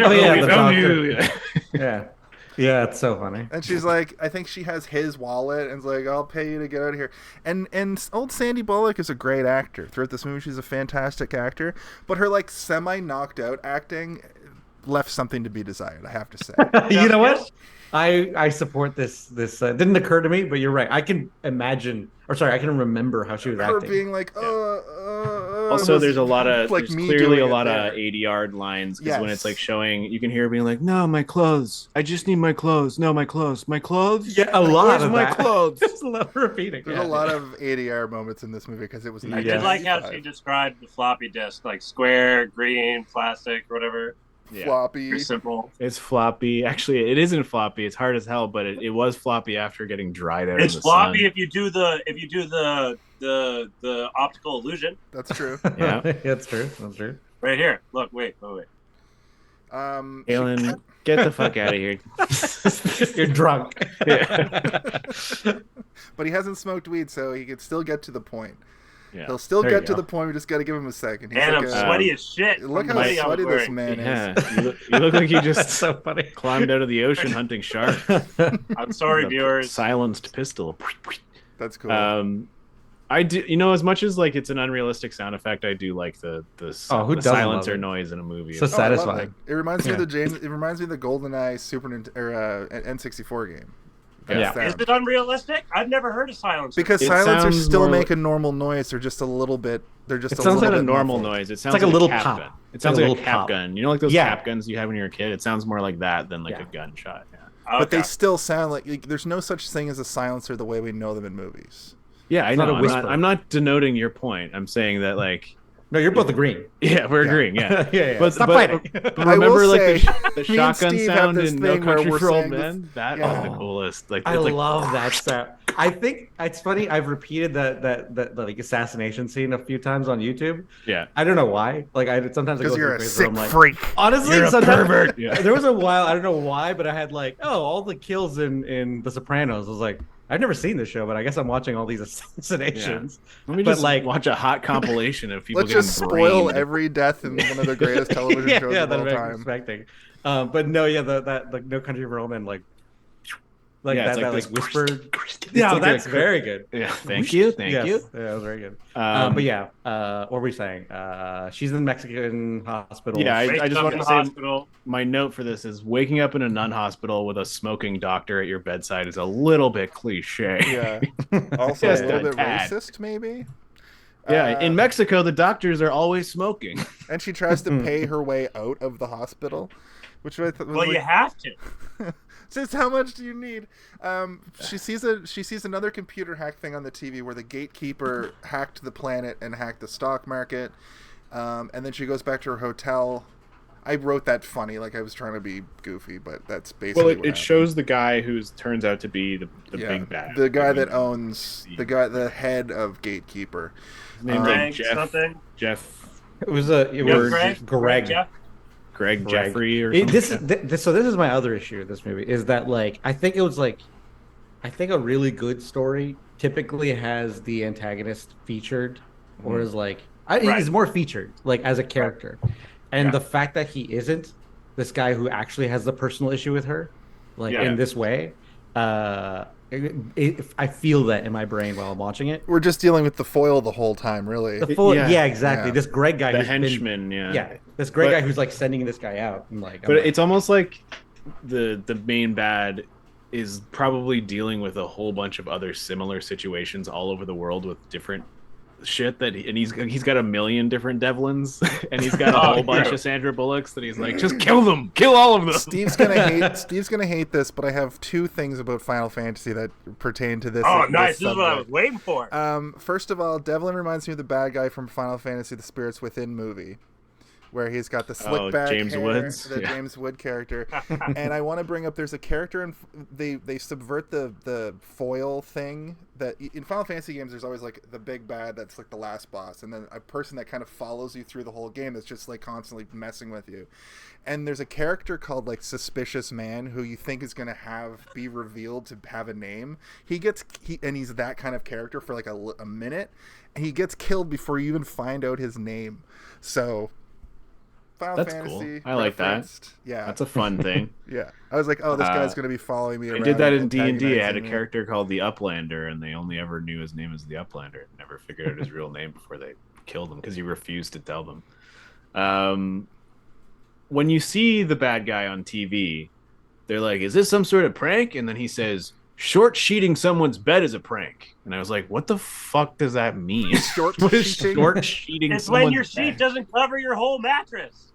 Is a that what it prank, means? though? I think you're short Sick sheet. prank, bro. Or Holy maybe shit. it's like Who low did that? thread How did count. you pull this Might be a off? low thread count. Low thread count. Why did I hear that recently? Were you listening to Lil Wayne? No. What, the short No. the low thread count? Yeah, I feel like I've heard this recently somewhere. But yeah, Where else anyways. did I- A where else couple have I of, heard a couple low of thread count stand-up before? comedians say Oh. it in their acts. Yes. Is it Nick Swartzen? No. Aziz Ansari. I think Aziz Ansari has a joke about it. Because he Maybe. likes finer things. Mike Monjo in the This chat. whole bit. Yeah. Mike Monjo in You the didn't think I chat. was going to count the threads? Mike Monjo in the chat from the Hackers episode, friend of the show and friend of Raul himself. It's a military prank. That still leaves me to be a little confused. Maybe it's So does that mean it doesn't cover the whole cut? maybe that's what it is, or they cut your shit in half. Maybe military people are psychos. It's where you Maybe make you're the bed supposed to in a have way more that than you one can't get sheet. in. Oh, yeah. Tucked. It's tucked too tight. That's such a stupid prank. It's a Wow, real what a lame. military. But that's when you know you Kind of don't like have at enough. hotels. Yeah, but you know you don't have enough tools to make Yeah. a good enough prank in like the platoon. Whatever happened to sticking someone's hand in a blender while they're sleeping? Yeah, whatever Yeah, happened It to gives them diarrhea or whatever whatever. happened to shooting the drill sergeant and then shooting yourself. Yeah, whatever happened to holding that one guy down you want to bully and then just And then hitting him again and again with a hitting him with a sock. bunch Teabagging of- him So- over and over and bunch over. of It's socks not filled gay, with you're soap. gay. You know, So- One of prank. the things I said were references from Pillowcase Full of Metal soap bar. Jacket. Mine was well. Mine was just fun. Psychotic. Um, So she gets back to the hotel. She's already been checked out, and this is where her fucking whole life starts to unravel. Right. She doesn't have her Yeah. passport. She can't get home, but then a random person comes up to her and makes her sign a piece of paper that says her name is Ruth Knox. Is that the name? Ruth Max. Ruth- I think. Marks. Ruth Marks, yeah. Like Marks. So Hot she take. signs it because she's like, I guess the only way I I can gotta get get out the of here fuck is out get of this temporary visa. She takes it, which kind of like she would have been fucked Shuts up. no matter what getting home. Mhm. But in this instance, like she now has a signature of her signing away her rights a little Yeah. bit. Her identity. That's how I interpreted why that was a whole thing. So clearly that like woman was a plant, maybe. Isn't that the woman? Who... Was she though? I couldn't. Wait. I couldn't tell. I couldn't tell if the temporary visa passport person was a plant from the badge or whatever, or she was just doing her job. It's like, oh, this is what the computer says. You know what I mean? Like, same as was guy she at the same front woman? desk. Was she the same woman that ends up replacing her? Yeah, was in her- she fake couldn't- Angela? No, They it was both an had old this- lady. No, it Yeah. was like an old lady or something. No, And she then had the- red hair and she was pale and freckly. It's a and different lady. It was a different actor, Okay, but okay. Yeah. I think that she was just an actual temporary visa person. Got you. Because Okay. I think that they wanted to try and find her again to be able to kill her. So they're like, well, we'll get her back to her house. And Gotcha. then Yeah. when she gets there, she'll call the cops and we can start to track Yeah. her. Hot take. I'll say it now. The reason I find this movie so boring is I feel like this is the first quarter of every like, oh, my identity is lost film. Like the first quarter of any of those movies, this Yeah. is stretched out.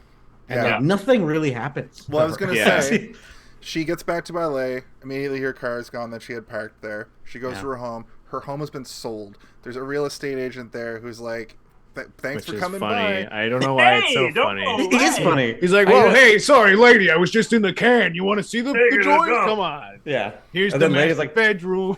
I don't know who this woman is. Listen, I'm trying to sell his house. Hey, where's my cell phone? Yeah. Then he comes back later in a cutout, in a cardboard cutout. I was like, what the fuck? Is this like world building its own little like town? And like this guy's the real estate agent. I was like, because Yeah. we're standing in front of his I like got building. 20 grand in the bank. Somebody paid me for the house, and now I'm trying to sell it over here. Do I have any takers? No. It keeps cutting back. Also, to that bitchy neighbor. Fuck that her. bitchy neighbor that was introduced in the beginning, and they don't even do anything with her, but The they just show her Snoop? She's putting. like, "What do you? How dare Yeah, you how get a dare you FedEx package? exist? What are you doing in there?" Well, we find You have out. you have a therapist. Yeah. Yeah. My ex-therapist. Well, why would you need a therapist? So We crazy. find out in this scene too that like Angela doesn't have any friends. She never leaves the house. She works remotely, so like. Don't show This this sounds like movie- my life, Yeah, though. Like, d- this is don't kind show of this my movie life. to all the corporate dudes and women and overlords who want us to go back to the office because they're going to see this and be like, see, this is what's going to happen if we let you all work from home. You're going to become reclusive. Then you're going to go to Mexico. And then you Imagine get that was your software boss's stolen. excuse for not letting you work remote. I saw. Have the you net seen the movie The Net, starring Sandra Bullock from from 1995? 1995? This could be you. Directed by Irwin Winkler. Yeah. no Oh, right. relation. I forgot. That's the other thing. No That's the other relation. thing. It's like, oh, what if I told you an old man who maybe kind of knows the internet a little bit directed this? Who read a book written by Yeah. Dan Brown. Yeah, you believe it because it feels like that. Yeah. What was that movie, Crawl? Was that one that was like written by an old man trying to like capture a popular fantasy trope at the time, and Krull just like falls on its face Oh, because Krull, of it? yeah. He was funny. like a director who had made movies in like the Earl Flynn era, you know, like the classic sort of sword fighting, like King Like Arthur, swing Robin on a Hood. chandelier. Yeah, chandelier Three swinging, Musketeers that and kind of shit. stuff, and then he tried to make this Swashbuckling. epic sci-fi a la Star Swashbuckling. Wars. Wait, What are you yelling over me? Sorry. I think it's called swashbuckling or something. Yeah, you got it. Swashbuckling, Yeah, yeah. like a swashbuckling movie. Swashbuckling. Yeah, and then he was unable to do it because he was just past his era, right? The fantasy and like the action movie of the era was being directed by people like George Lucas and Spielberg and Zemeckis and all these up and comers that had this fresh take and a fresh eye of how to film things, and he was still like, chandeliers, anyone? And it's like, shut up, old man. I hope a chandelier falls on you and breaks every bone in your body. And that's why I will never own a chandelier. That's a you're good scared reason it'll not to fall own on a you. chandelier. Yeah. Honestly, it could take you away. But it also could, you know, save your life. You could swing across your ballroom to safety, For Caleb. safety. Yeah. If the Yeah. lava starts Damn, I never flowing. You're thought right. about that. If I do get a chandelier, I will have the kind where I have the rope tied at my waist length, so I can grab my sword and then like cut it And go, ha ha! to go. Yeah, so it hits the person that. Also, a perfectly human-sized center part. Yeah. Yes, exactly. So we just sort of this is what you were saying, Ro. Like, it's just a bunch of stuff happening to indicate that she is now identityless and she's this new person. She even tries to call Angela Bennett. The woman is like, "I'm Angela Bennett," and she's like, "But I'm Angela Bennett," and then nobody knows where The to replacement is like a heavy smoker. Yeah. I'm Angela Bennett. Who's this? Yeah. That's where I wrote, things aren't looking great for the pro tag. Angela, just hand over the disc. We need it. We need the disc. The disc. Why were floppy disks called? Do you want to know why? Because the original Okay, floppies... the thing inside, right? It's kind of No, like the flimsy. big floppy disks from the 80s were actually large. They were like this big. And they were So they had more flop to them? And they were very 5 points. They were floppy, yeah. actually floppy. So it's Really? kind of like it's one of those like a Q-tip Carried things on where they just generations. call Like a it the brand next name. thing. Yeah. The company was called Floppy. Right. Like how we call our cell phones phones still when they can do everything When else. they're computers. We don't call them pocket computers. or Kleenex. Yeah. You Or mean Kleenex. tissue. Yeah. That's That's a little different, but the Q-tip was a bad example, but the cell phone thing is a good example, actually. The Thank you. phones. Thank you. Just Thank give up that you. one. No, Imagine where's we- the applause at? Imagine we called our No applause. imagine we called our Oh. phones floppy disks instead. Like it evolved that way instead. Like we just got to the point where we still call like our telephones floppy disks. Oh, thanks everybody. I just want to thank our studio audience. It for is being here wild today. how good that is. They've got a weird Filming live! perception. They've got a weird Yeah. perception of comedy. Sorry, I was gonna say. I think it's around this part, or like, there's a few scenes that this happens in where like, this is. I feel like the movie also like, you don't have to restate the like why this is such a bad thing to happen to someone, Over and over, yeah. Yeah, unless you're not doing a good enough job at making me feel like this is such a bad thing. I Because think every that time, this every time movie- she's just like, everything I have, everything we don't know it, but it's all on the computer. And if you Every lose it, single thing I got every is single in a thing, and then she computer. repeats that a bunch of times. Like, I feel like you're not doing a good enough job, story, at Yeah, making me feel that or this is a bad thing. It kind of reeks of like studio notes, like a bunch of old Maybe, yeah. studio They won't get it. executives being like, "So why is she running? I don't understand. On What do you mean? Why computer." doesn't she just go to her sister's house? You don't Yeah, understand. yeah, She doesn't have a sister. What about her mom? I Her guess we mom gotta has add her. We Alzheimer's. gotta do You a came couple up with that reshoots and make her idea. mom even more demented. Yeah. That's why she had to have like late stage Alzheimer's, because that kind Like- of breaks the story. If she can come out of it sometimes and be like, "Oh, that's my daughter. I have her birth certificate." Because That's paper." then people would wonder why or would be expecting a moment for her to break out of it. I was even still expecting it to happen, but they were gonna not believe her because they're gonna be like, "You're taking advantage of this woman with That dementia might or be even whatever. better. Actually, I think that would have been better. Because there's this tension of maybe like, can Yeah. she get her to remember a snap little out of bit it, something? yeah. Yeah. And then it cuts to the old folks' home, and her mom is playing the piano, but she's like sitting backwards on a toilet, like. Come sit to me next to the window. That's messed up, actually. I was trying to think of the funniest place to pretend to play a piano. That's It's really pretty good. funny. It's Yeah, messed she's up. like straddling the toilet, like Just going. oh, you wait, I was the other way around. Yeah. The best thing she can do is so like I alluded to earlier, Angela has this like third sense to like know when things are gonna go bad, and she shows it here where we get the scene, like I said, of Jack Devlin just like giving her every fucking felony under the books. She's got a drug problem, Prostitution, narcotics. I think you did a good larceny. job of placing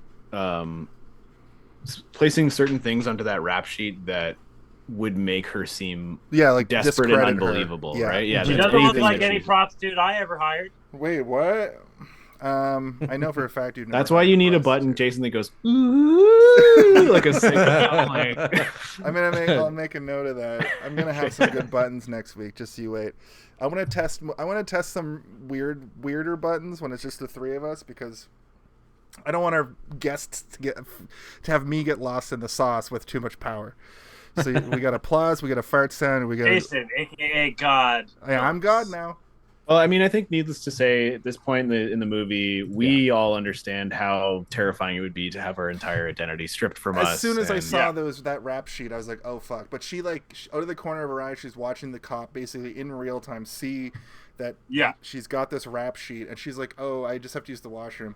Grabs the phone and runs the fuck out of there and calls her therapist. Who all the while the shitty neighbor, the Karen, is like, I can't. Well, she's clearly fucked. She never leaves the house. That would have been a great. There's one F-bomb in this whole movie, but that would have been a great second F-bomb.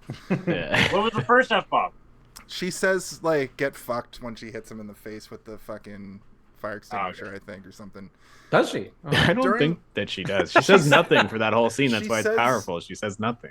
One of the times when she gets away from him, it might be when she's Oh, maybe at the carnival. No, Maybe yeah, at the you're right. carnival. It's when he says like I am attracted to her, and then she says, I'm surprised you didn't kill me and then fuck me. Like, Yeah. Oh, that's it. Yeah. There you go. Yeah. which true, is a good use. That's a very good use of the one fuck Also, for a PG-13 movie. real good diss too. That makes you. Yeah. That would be like, oh, my excuse God. me.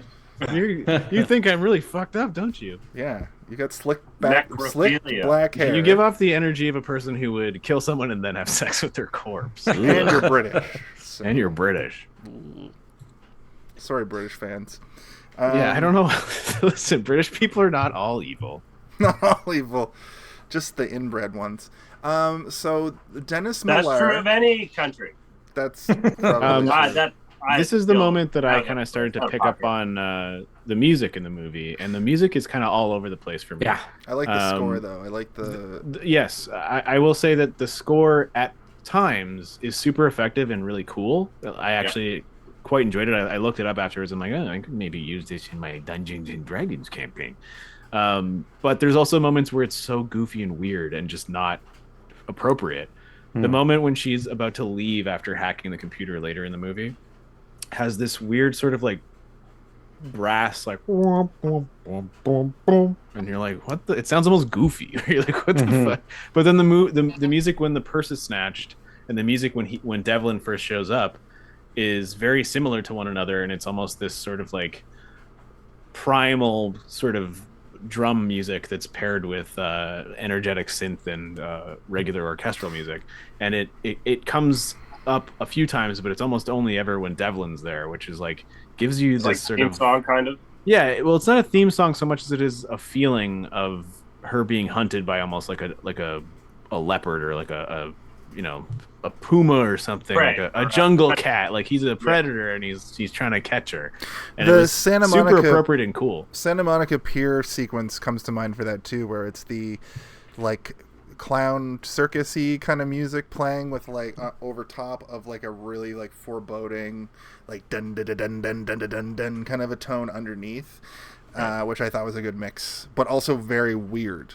you know. And also, it all has a pang of like cyber, if that '90s cyber, like well, yeah, the synth music, yeah, it has like that, like the James Bond GoldenEye soundtrack, yeah, where it's like. It's like weird synth music added into an orchestra score. All right, Kaylin, what do you got to say? Looks like you're pulsating with anticipation over there. Is this the first time we get triangulating cell phone signals? I don't know, but I also didn't really was like, is what he said real? Yeah, that's put what in a ping it, and then send me the 2 coordinates, and then I'll be able to find it within a few hundred yards. Of course, I'm also a hacker. I was watching a documentary on spies, and that's how they like caught people by like triangulating signals and cell phone towers and shit. I think it is. Yeah, it's a real thing. I'm sure it is, but I just don't know within the context of how it was working there if that's how it works. If it was possible, yeah. Maybe it is, maybe it isn't. I don't know. I'm not Henry Winkler or whoever wrote and directed this movie. Winkler. Yeah. Sorry, Irwin Winkler. Yeah, the music for me also is all over the place. But that's sometimes why it's good, sometimes it's shit, right? See, yeah, I thought sometimes it was.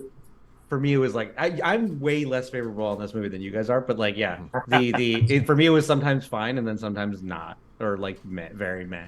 Somebody in the chat asks, this movie is hard to believe. Do you think Sandra has ever used a computer for real? I'm sure she's used a computer, yes. She probably knows how to turn it on and off. Like she was using a computer in this movie multiple times. I'm sure she was actually using it. On these like very realistic UIs. Or the actual person, super realistic UIs. Yeah, she beat Wolfenstein in order to get the role for this. It was part of the audition process. I like how every website has at least 5 different fonts and colors. Yeah. They kind of did it during this time too, like unironically, and like this movie is like replicating this unironically, which also just like looking back reeks of irony in a weird way, because it's just like once Web 2.0 came out, and now we're kind of in like it's not really called that anymore, but Web 2.0 kind of like created the way we look at the internet now. Right. It's so much cleaner and all uniform, and like people with design abilities actually got into it. Before it was like you went on Angel Fire and just like jammed a bunch of like GIFs and images and anything you could to make it look flashy, basically. And like sounds, and it just looked all jumbled. A rotating smiley face, a dancing baby in the corner.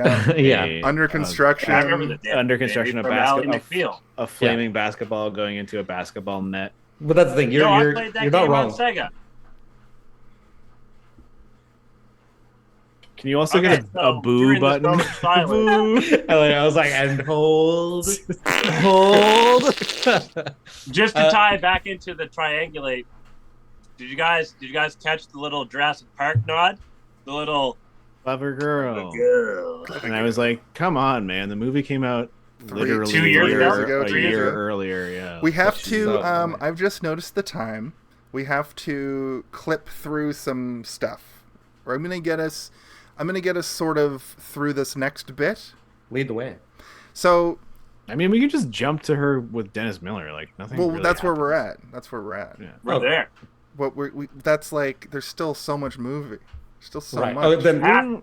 Yeah, but you know what? I think after the Dennis Miller stuff, it's gonna be real fast. Because like nothing happens until the end. Yeah, and all the stuff that does happen is stuff that already happened earlier in the movie. It's just happening again in a slightly different way. Yeah. I was just gonna say Dennis Miller pops in, and I don't know what it is. Maybe Dennis Miller just has such a Dennis Miller face that I have a hard time believing him as.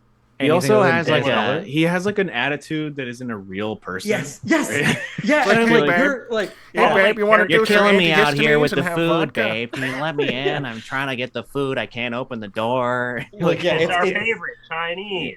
Yeah. It's bad enough that like. I'm sure it's someone's favorite somewhere. Chinese people in China love it. Yeah. Come on, it's great. But yeah, I know it's bad enough that it's like, she's not in fucking jail. She's not currently being chased. The last thing I need to make this less exciting is him being like, come on, relax. Have you gone off your meds, babe? Come on. Yeah. And also, he's in full talk show suit. He's wearing his talk show attire. Yeah, he just came off of the set from his talk show where he was His talking HBO to Norm show. Macdonald earlier or whatever. He was just called last minute from her, and this is how he showed up. I was like, "What the fuck? Like, why is it?" It's I don't even weird. need to That put took me makeup out. on, babe. Yeah. So at any rate, he calls her. She kind of comes to the rescue, but he's kind of a dickhead. He tries to immediately like shrink her a bit, and we also found it a little bit. We found it back on the boat that he was married and her therapist. So when he comes in, it's already like, this is gross. This is like her last call. But by the end of it, I kind of shipped them. Like I was kind of like, it'd be nice if these two got back together. They're kind of okay together. I didn't believe it. No, I mean, I it's thought all it was there kinda was. sweet. I Yeah, did. That's true. I felt they were opposites attract. She's Yeah. got the recluse. Well, He's sorry. got When the- I say I didn't believe it, I didn't believe him as a character in this movie. Like, he just Yes. stands out so Yeah. aggressively. As Dennis Miller. Yeah, I think he just has one of those faces. I think that Dennis Miller as an actor he has to be in a very specific type of role Dennis and Miller movie, role? and he this like doesn't act that. wasn't He it. didn't act that much. No, but I mean, if Norm Macdonald is making a movie, for example, and he needs a weird like judge or something, like, Yeah. and Dennis Miller is playing the judge. That's That's actually good he's like, casting. order in the court, everybody, come on, babe. What do you have to say for yourself? You're going to jail. Like, that's Yeah. fine. But in this movie, it's he has to do a lot of legwork as this character, and it doesn't really come off appropriately for me. And I know that in the 90s in particular, they would take, I mean, they still do it now. It's not like it's a phenomena isolated specifically to this decade, but they would take these really well-known comedians and try and get them in there, either for pull of other, audience that wouldn't Well, necessarily come see it. You said Dennis Leary, who was used in this way for a long time until he became a more serious actor, but Dennis Miller never crossed over. I think he fully. didn't have the chops is the problem. He's like a sarcastic weirdo. Who's just And like, even his "Look, brand of I'm comedy- here. They're paying my way. They pay for my flight and my lunch. You don't see Dennis Miller anymore because even that sarcastic brand of comedy died in the 90s. Like, you don't see those overly He's still sarcastic. doing stuff, but yeah, he's a writer mostly now. Like Okay. he's a very funny person, but yeah, I think you're right. His edgy 90s attitude is like nobody gives a shit anymore. Nobody really likes that brand of All right, humor man, we anymore. get it. You're a Gen Xer or whatever. So she rants at him about how they stole her identity, and that's when he's like, "There, you off your meds."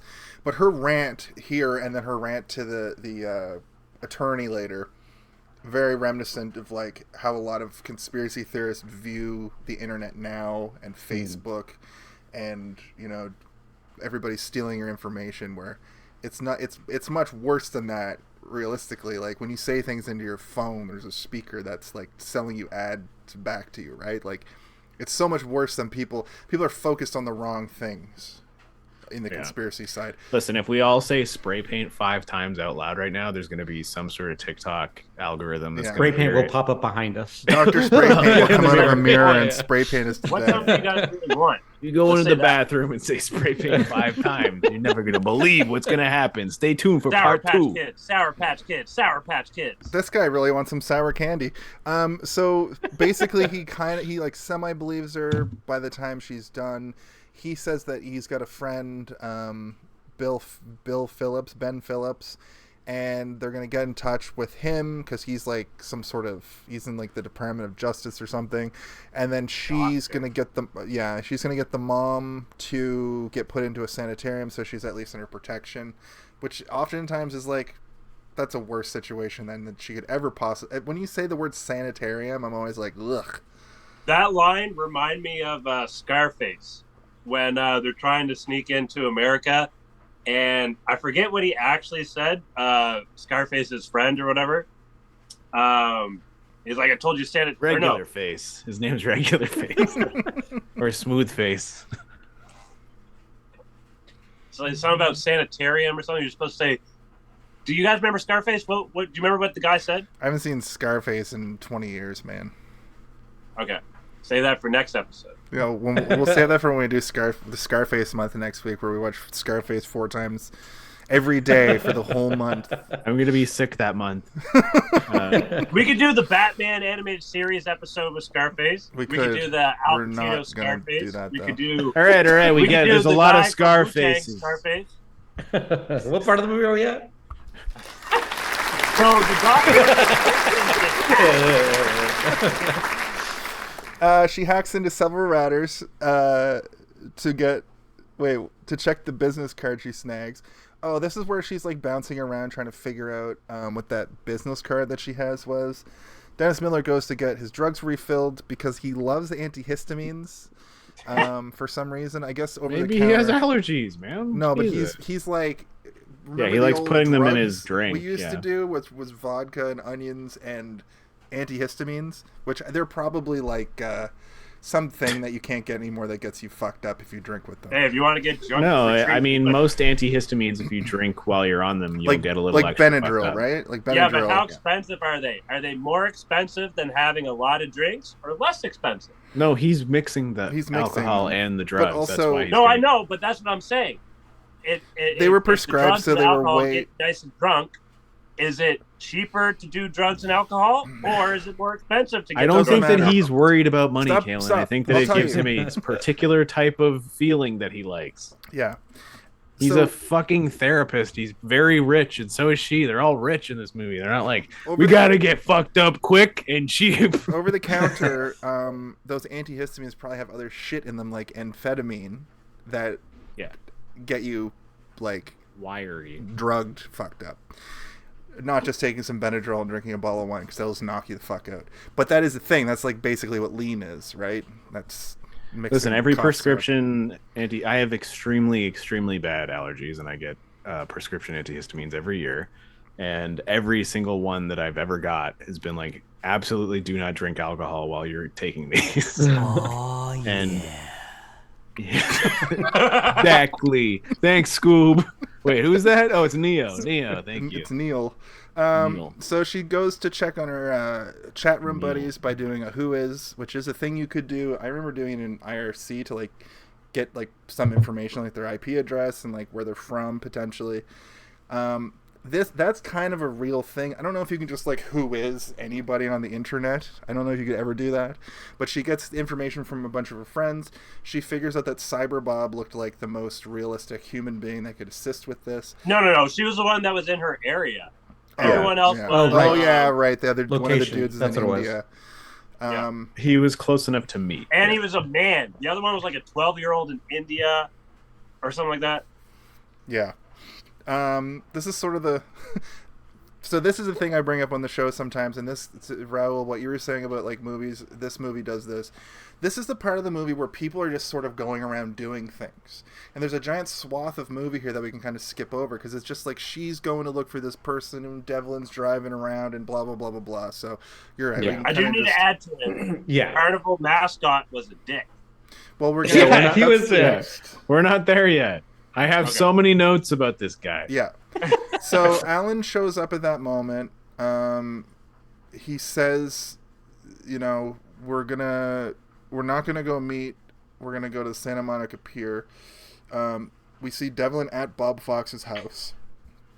The person she was Hello, looking- is this Bob? Bob Fox? Have you heard the good word? Like, why did he let him up there? Yeah, right? especially when he like looks got right your into the pizza. camera and is so menacing. Especially when he just had a conversation with Sandra Bullock on the computer about how there's dangerous people yes, there's potentially on dangerous here. Trying to mess What with us. the fuck, Bob? Turns out Bob was an idiot. The person Like a dumb like a fox, as they Sorry, I say. have a sentence here that says the person she was looking at was the guy from the start of the movie who has she sees the guy who died of AIDS on the TV and she realizes that was the this whole shit is clandestine. Secretary of Defense or something. Yeah, like he killed himself because he was embroiled in this somehow. But it was Alan- misdiagnosed or something. Yeah. Yeah. Well, it turns out he didn't. He got an autopsy and didn't. There have is like a AIDS at point all. in like there was a fraction of a moment in that where I'm like, was he potentially having intercourse with men as like many weird Why Oh, else would- absolutely. No, right? absolutely he was, because that's how they got him. Why They else knew would he he was kill doing himself? that, so if they tricked him and said he had AIDS, he would Yeah. take himself out of the picture. Right. Probably. I thought about both versions. I thought about that version where he was doing it is like, oh shit, or whatever. And then I thought about a different version, is like, oh shit, I hate this shit. And then if they say I have this shit, that means I've been doing that shit. All right. This shit, you need to calm down. It's a very serious disease. I apologize. That was the vodka. Also, did you know that 4 people in recent, like the last couple of months, have been completely cured of AIDS? That's what? amazing. Really? Yeah. They figured it has to do with bone marrow, and what it was is that all 4 people had cancer as well as AIDS, and they did a specific type of transplant with bone marrow, and when they did the bone marrow transplant, it didn't get rid of the cancer, but it completely got rid of all of the AIDS in the body. That's awesome. So it's stored in your bones? It's not stored in your bones. No, it's a lot more complicated than that, Kalen. You can look it up on your own time. Bone marrow is the stuff inside your bones. But bone marrow is sort of a secret ingredient in terms of like, how do we eliminate this from the body, and how do you get the blood to sort of stop Very interesting. being toxic. That's cool. Yeah, it's awesome that happened. That they figured that out. Yeah, it is. Why don't we give a round of applause to all the doctors out there who figured it out? AIDS is bad. You're the button. Oh, you farted. Okay, thank you. Don't worry, I got All right.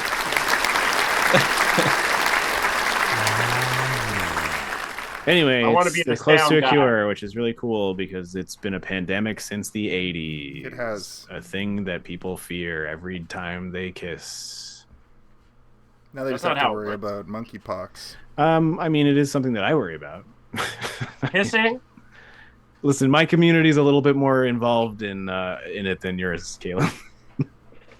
It's scary, man. Kissing leads to other things. This is all I'll say. Yeah.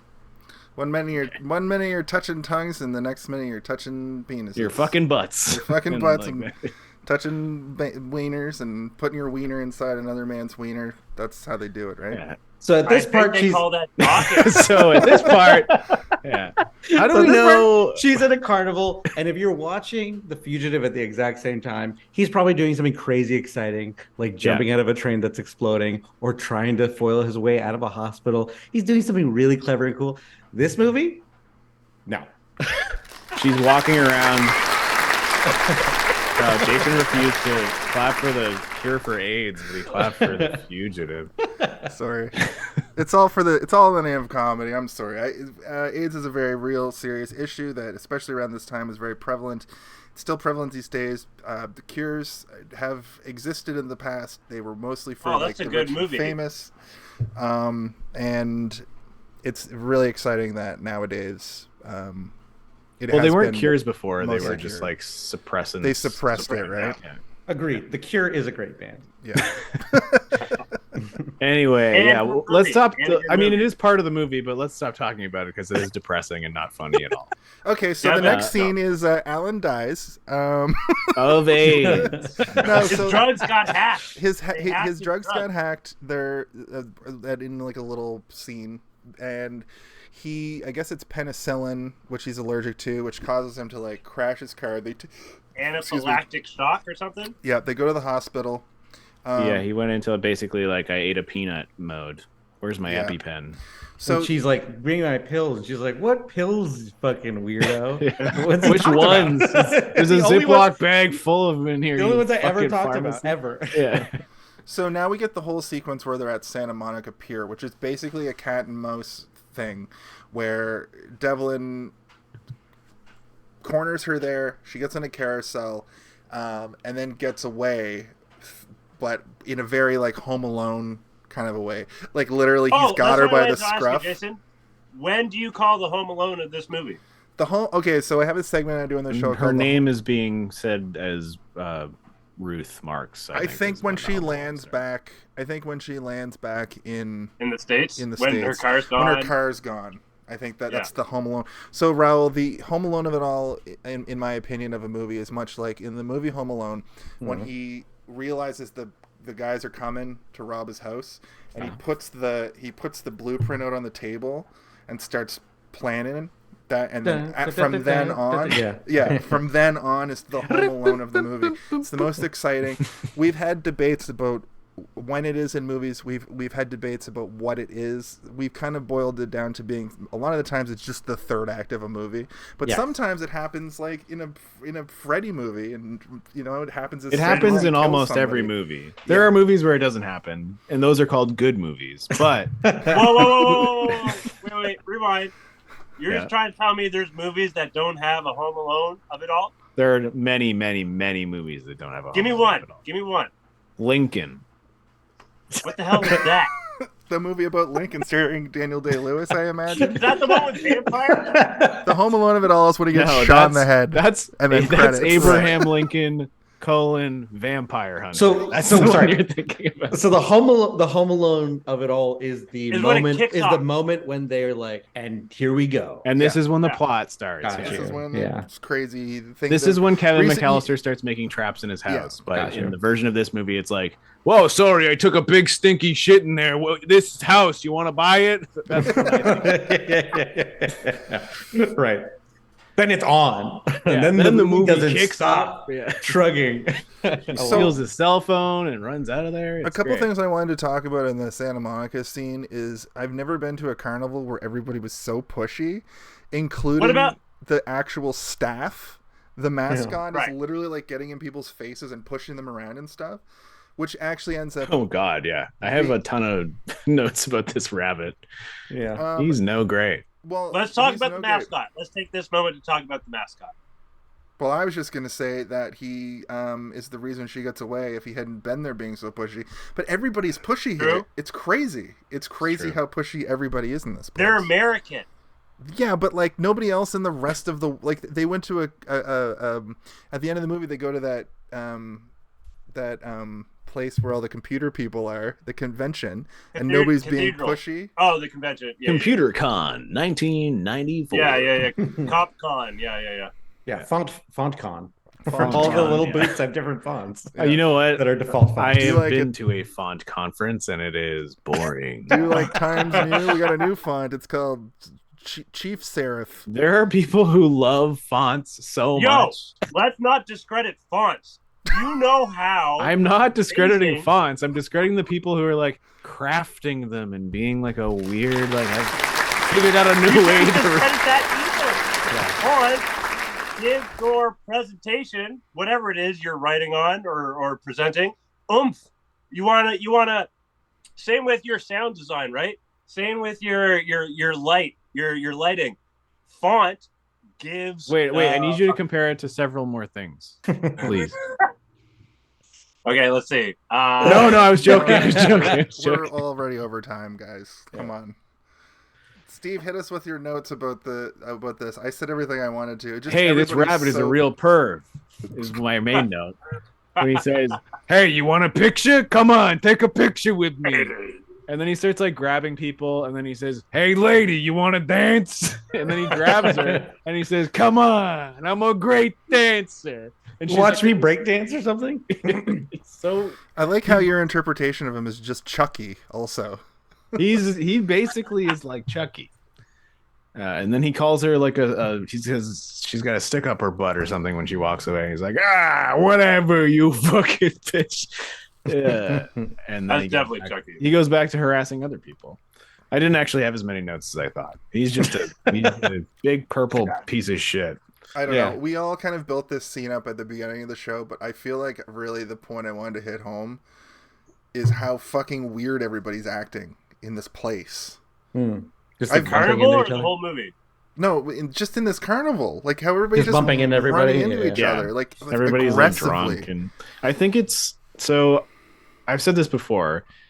There are moments in movies where the direction of everything happening around is not meant to be realistic. It's meant for us to be experiencing what the character is experiencing. So for her walking through this, it's supposed to be super hectic. People are supposed to be cutting her off and bumping into her, not because that's what's happening in reality. That's just how it feels to her because everything is insane. It's like if you have a movie where a teenager did something wrong and they're walking through the hallways the next day and everybody in the hall is looking at them. In reality, that's not what will be happening, but you would feel like everybody's looking at you. So the creative direction is that make everybody literally looking at you to have this sort of heightened sense of reality.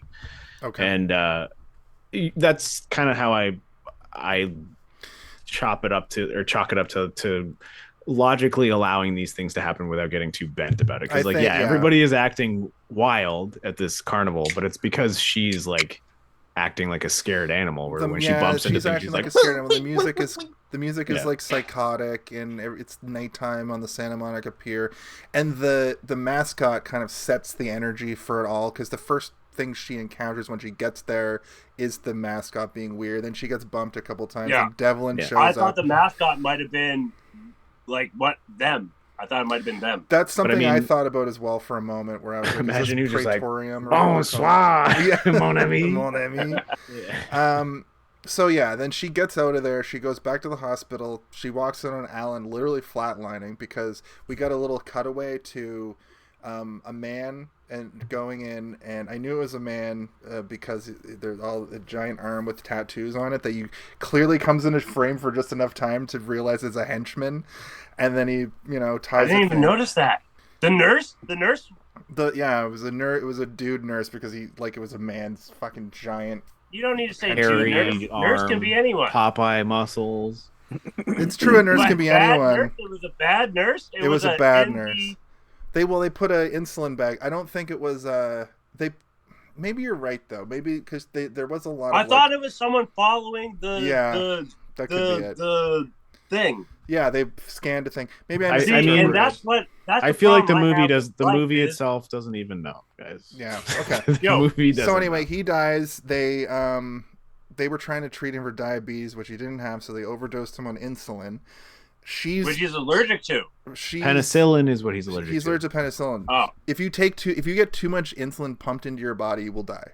When you're not diabetic, they thought they changed it to say that he was diabetic, so they gave him too much insulin. They hacked his file. Basically, like if you were to take an insulin pump as a person who doesn't need it, you're gonna overdose on sugar in your blood. Basically. Is that like that scene from Pulp Fiction? Exactly. Yes. Nice. Yeah. So she's like, he wasn't diabetic, and they're like, well, I'm just doing what the computer tells me to. There's a lot of scenes in this movie. John Travolta played that role. Exactly. I'm just doing what the computer tells me to. There's a lot of scenes in this movie where the people are like, I don't know, man. The computer said to do the thing. I don't know what the computer said. That's the thing that scares me. Yeah. This movie actually scares me. This movie probably scared a generation of Gen Xers into thinking that the net was going to fucking kill them in their sleep. Like, I'm never vaccinating my kids after this. Exactly. I'm never letting my kids go in the internet. I'm never letting those computer chips in my body. I do have one note about this part when she comes back, when Dennis Leary, after he dies. Dennis Miller. They're very aggressive ripping her out of that room, and it's like just two little tiny nurses. And I'm like, all right, fine, I get it. Get her out of here! The same nurse that she talked to earlier, who said she was going to be fine, he was going to be fine. It's been like an hour, 45 minutes. She remembers the conversation they had. And she's like, no. Don't you dare try and gaslight me. He's diabetic. It's like, we just talked about this like 45 minutes ago. No, we didn't. I've never seen your face before in my life. Also, the computer told me. I might have said that, but I don't remember anything else about it. Computer told me I don't know you. So I don't. I don't anymore. Security! Yeah, it's like, good Lord. So she steals a car and just starts driving. I know that nurses have to deal with a lot, and then they probably have a lot of things happening every millisecond of every day, and it would probably be hard to remember something that happened 45 minutes ago. Mm-hmm. But it's very late at night, and it doesn't seem like there's a lot going on in that hospital. So I'm like, would you forget? I don't know. No, she's like, she sitting there in front of the computer. Like, I know what I said, but I don't know the computer. Computer. I'm confused about why she got in a car and just started driving. Was she just stressed out, or was she heading somewhere? Well, her friend just died, probably her best friend in the whole world. Only her only friend, really. Yeah. Yep. And her other online friends have been killed. Her friends on the phone, and like everyone's been killed around her. But also that the fact that they got to him in the hospital means that they're probably close by, so she's probably frightened that they're watching. You know, like she's got to get out of there. So she gets in a car and goes. I think, does she get a call here? I think, but at the long and short of it is the cops catch up to her. The FBI or whatever, the cops get her. Yeah, the Yeah, cops, they chase her through a they little chase her through a shallow muddy river, zone. the mud zone. The mud zone. She just because everything's a video game. And then we cut to her just in prison attire, trying to explain this once again. Explain all this stuff to her attorney. Her attorney's like, I don't know. The computer just tells Anybody me. know who her attorney is? I don't, but she looked familiar. Of course, she looks familiar. Who is she? She's one of my favorite characters from the television show Lost. She Is plays that- Rose. Is that Rose? It's Rose. Rose, man. like 20 Rose and years Bernard. before. Remember Scott Rose and Gatwell? Bernard, the two best characters that ever existed in Lost, and had like the best lives. They like just lived in the forest together with a dog. Oh, Yeah. Her. yeah. I had to Google Oh it. yeah, man. her. Yeah. No, I said because Kalen switched sides. Turns out my phone's gonna die soon. Oh, Yeah, great. you should probably charge it before the show. Well, we're I almost had done. it at full power before the show. We're almost done here. She tries to explain it's all a computer. It sounds crazy as fuck. She tries to call her mom with her one phone call. Her mom has Alzheimer's. I thought here we were getting a little bit of like, oh, I know who you are, but I can't tell them who you are because, oh, I'm Alzheimer's again. Is this the girl that brings me chocolate Boca pretzel La Roca sticks? chocolate. Is she bringing more yet? I Outside told of her that, I to bring don't more of remember that anything. filthy Yeah. fish. So this is my The favorite. nurses keep eating mine. This is my hear favorite. her This crunching woman on it. that shows up keeps eating all mine. She brings them and then eats them right in front of me.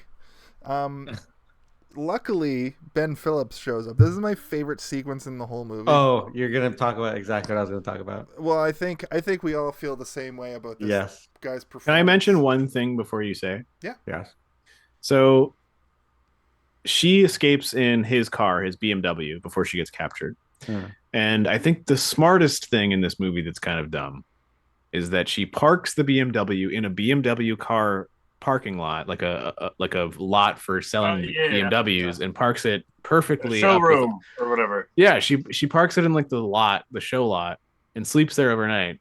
And I'm like, this is like maybe a little bit too clever for this movie that is full of a lot of not so clever shit. Yeah. You know? Yeah. It was so clever. I think it went over people's heads. Yeah. But I think it's perfect. Well, it's like she's parked next to 10 other cars that look exactly like that car, and nobody would Exactly. notice that she's in there until the sun exactly. fully comes up, right? Yeah. That's her secret power I was talking It's about. one of She's the got that moment I looked up to see if this movie was based on a novel. I was like, is this it? based on a novel or is this just a straight up That screenplay? writing's too good. This is too good for Hollywood. Hollywood doesn't come up with this kind of clever shit. And what's the answer? It is. I don't think it's based on a novel. Because I had the same thought because I was like, well, yeah, was this thing based on a book? People loved writing. I thought that was clever. People loved writing books in the 90s and then making them into Yeah, movies. books about techno crime. No, yeah, it's not. I don't think it's based on a Yeah, book. it's just that they got lucky. I remember it being a huge movie, It's honestly. probably like a lighting guy that was like, "What if she parks in like a BMW parking lot?" And then they're like, "Make this man a writer on our and next that 3 man films." was Yeah, and also put him Quentin into Tarantino. that bunny costume. Yeah. Every Hey, you character want to take that a we picture with me? Every character we impersonate always sounds like John Travolta in fucking Saturday Night Fever, so Yeah. it's part of the show. It's part of the DNA of the show. All right.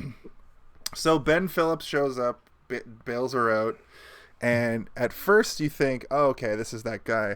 And before he has his slip up, this actor is doing that bad acting, that good bad acting that I love. The good seeing. bad acting. Yeah. Good bad acting. I like And that I you said that. like out loud at my work desk, like, that guy's a bad guy. Because he was doing that, like, well, we gotta go down to that department and we gotta find out who's doing this. And I have My a pretty name's- good idea. My That name's definitely guy. Baraka Jericho, and I'm here to get you. I'm a friend of your psychiatrist, Mr. Champion, Doctor Champion. Dr. You mean to tell Champ. me all this happened You know because Dr. of some Jim, right? disc? So where is the disc? You copied the disc before it got copy it? dried out in the sun? I don't care personally. I just want to know for future reference the song. I don't care. That's all. Is it like under a floorboard in your house? Did you send a copy to your grandma? Yeah. Or what?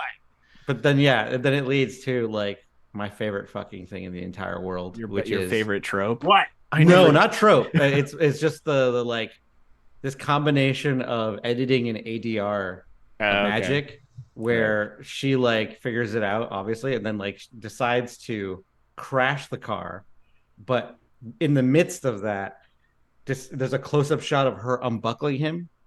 But I guess producers or something maybe came back and they're like, "That's not fast. That's not clear enough for audiences." Yeah, you gotta. And show then it. yeah, and then they ADR him saying, My belt. "My seatbelt!" Ah! And then crashes into the thing. Holy Incredible. shit! I didn't catch that. It's No, so funny. He It's says so it very loud and clear. My seatbelt. I like, actually instantly, didn't catch like- that. I actually didn't catch that. It's so funny because it's my seatbelt and then yell like the yell that didn't have anything before it, just like Yeah. seatbelt. And then it cuts to the car. The car crashes, and he's like, "Oh, like hits his head on the wheel. Yeah. Oh my god, it's just so. I love how awful it is. It's like, why the fuck would he say that? But it's also following one of the tropes that is like, you know, the most overused. But it's like the equivalent of like the equivalent of like, oh, he's been dead for over 10 years. But it's like I never told you about the bacon that I left in the backyard. How'd you know the bacon was in the backyard if I didn't tell you about it? Oh yeah, that trope. There's also I wrote down here The slight slip up. We're not so different, you and I, is used in this movie. Yep. Love. Every single movie this month has had that. Oh, really? Yeah. Oh yeah, Yeah. Totally. I can imagine Hackers. I know exactly where that is. Like Hackers has it, Sneakers has it, and Ghost in the See, Shell the thing also is, has it. what that is saying is All hackers are the same. Well, no. yeah, What yeah. that is saying is hackers Aren't so different, you and I. No. They're They're two sides of the the same. the good hackers. The good hackers. They're the two good sides hackers, of the same coin. Right? Exactly. Thank you, Jason. It's so okay. Everything has a duality, right? So, fire. I've said this before, I think. Has water? Yeah, I heard you say that before. Fire and water. Heat your home. It can burn it down. It can do some good. It can do some bad. Hackers, with everything in life, and in the context of this movie, hackers can do good or can do bad.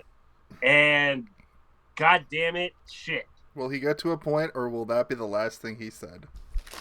That's it. Hackers, everyone. Hackers. It sounds so much like Kalen, Povich. Like we're not so different. Like, you and I. It's where you're putting it. Yeah. It's where you're putting it. It's so annoying though. It's like it's a line that like when you're writing a script and if you ever feel your fingers starting to write, you're not so different than me, or like any variant of cut your index finger off immediately as soon as you start writing that line. Just like you should type the line into an AI, say like, how many ways can I say this? And then it'll give you a huge list of it. You should put it into your script writing program and make it so that you can never actually write those lines. Like, put these words together. It won't allow you. The computer will be like, error. No. Yeah. No. I would say there's too much now. I would say we get after this little bit what I would consider the climax of the movie, where the hitman moment where she goes in the office. No, cool. She's running from a car that is chasing her. She's far enough away that she runs onto one of those bridges that's opening, and she does an action jump, but the jump is like 3 feet. It's the most like non-climax jump, but the climax, of course, is when the car like almost goes over. Can't make it. Yeah. And I will say, I gotta say, like that the moment on the boat where she escapes from Devlin is the most exciting moment in the entire movie, and it's never topped because you feel scared for her because you're like, oh my god, she knocked this guy out. She has seconds before he gets up, and you never again capture that sort of urgency in the entirety of the movie. The tension is never that high ever again. Right. If your character can 2 times in the movie wash their hair calmly, then you're maybe making She's a not boring that scared. fucking movie. she takes multiple showers in this movie, and that's like the anti-thriller. And then you see the fake Angela Becker, and she looks like she's not washed her hair in weeks. She looks like a military person. In That's fact, obviously the one you got to shoot. Well, I mean, but it also just goes to show you that they can make somebody look like a greasy hacker lady who's like obsessed with the computer, because the other Angela, the fake Angela, looks more like what you would expect a person who's like being hired to uphold. She this looks like position. she definitely looks like a hired hand. Hired hacker. That's what she is. She's a hired goon. But she doesn't. She like never really. I got the impression that that fake Angela wasn't a hacker. She was like just like a gun person. That's the impression. That's what I thought too, until the end where she starts babbling a bunch of. Okay. I get what this means. Yeah, and mind you, that was ADR, so that could have been just like, you know what I mean. They added it later because old people were confused. Yeah, exactly. But she does like, she has these sort of antisocial moments as well, where like, oh, you got to go to the bathroom too, huh? And she's like, doesn't even make eye contact, like, shit. And then when they're in the convention, and she's like, all these people are making me nervous.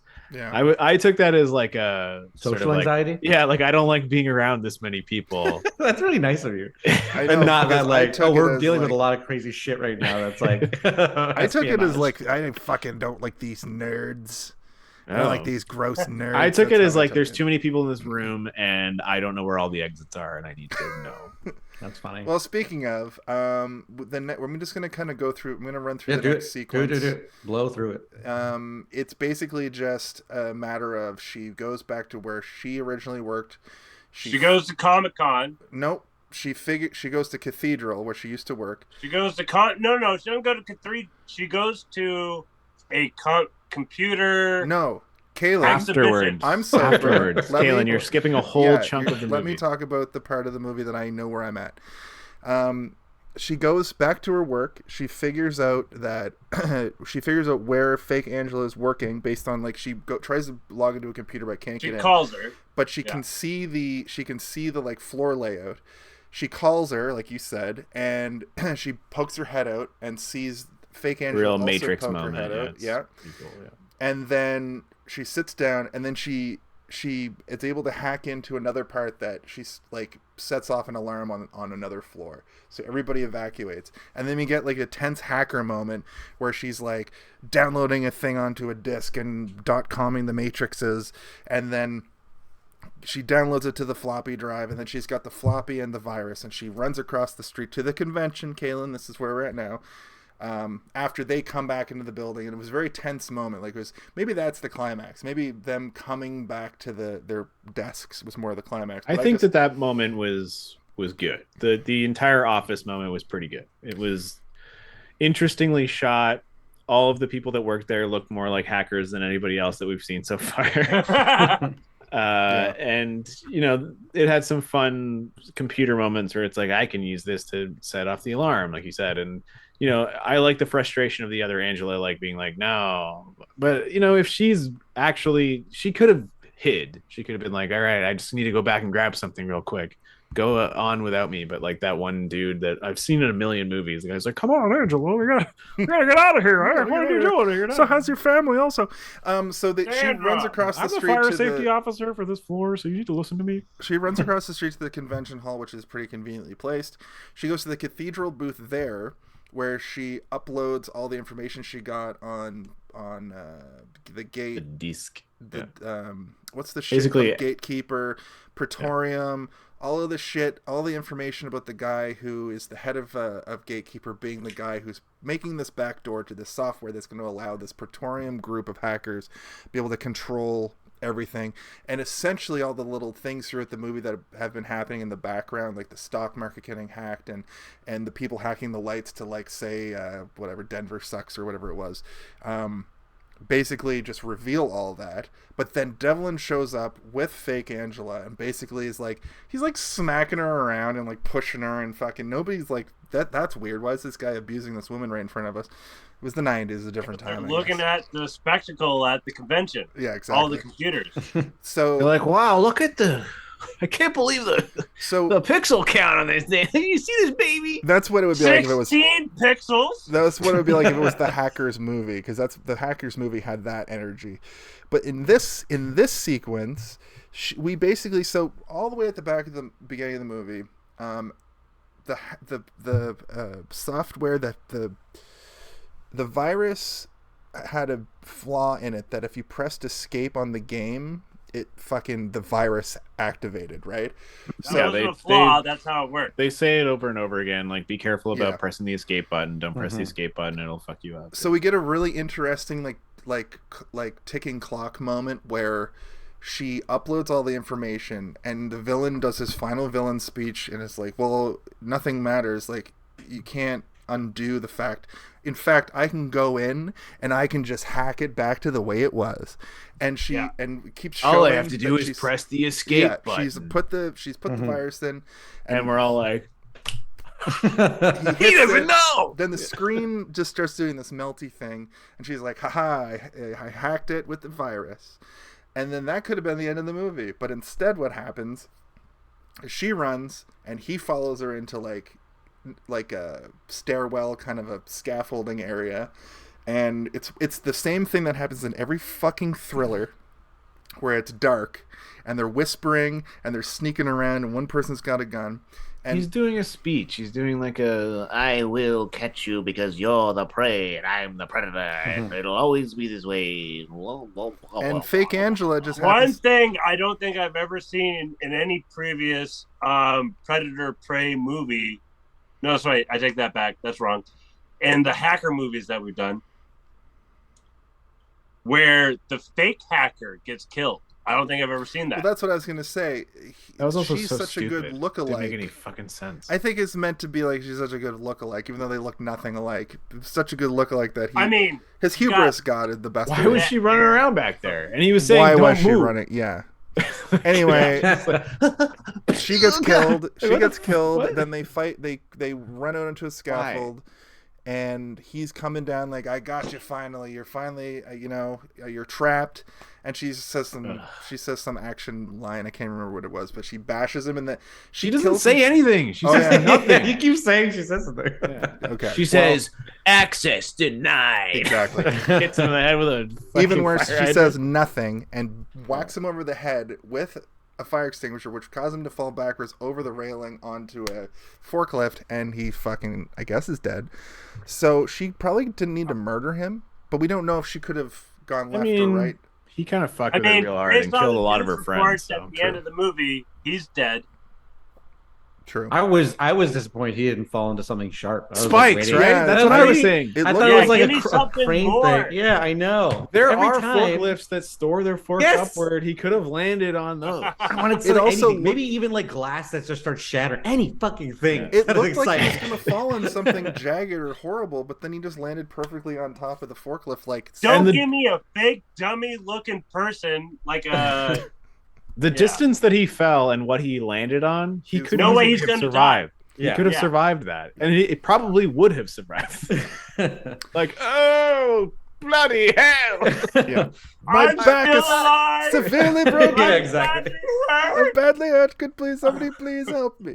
If you could send some EHMS. Wait, what's the thing called? It's from Austin Emergency Powers. It help. doesn't matter. Something? It doesn't. The final scene though is just her like planting flowers with her still equally Oh, Alzheimer's whoa! mom. Rewind a little bit. Wait. I gotta say this. This has a very nice transition, very similar to Sneakers, where they do the transition to the oldies to the modern. This does a transition from like a pixelated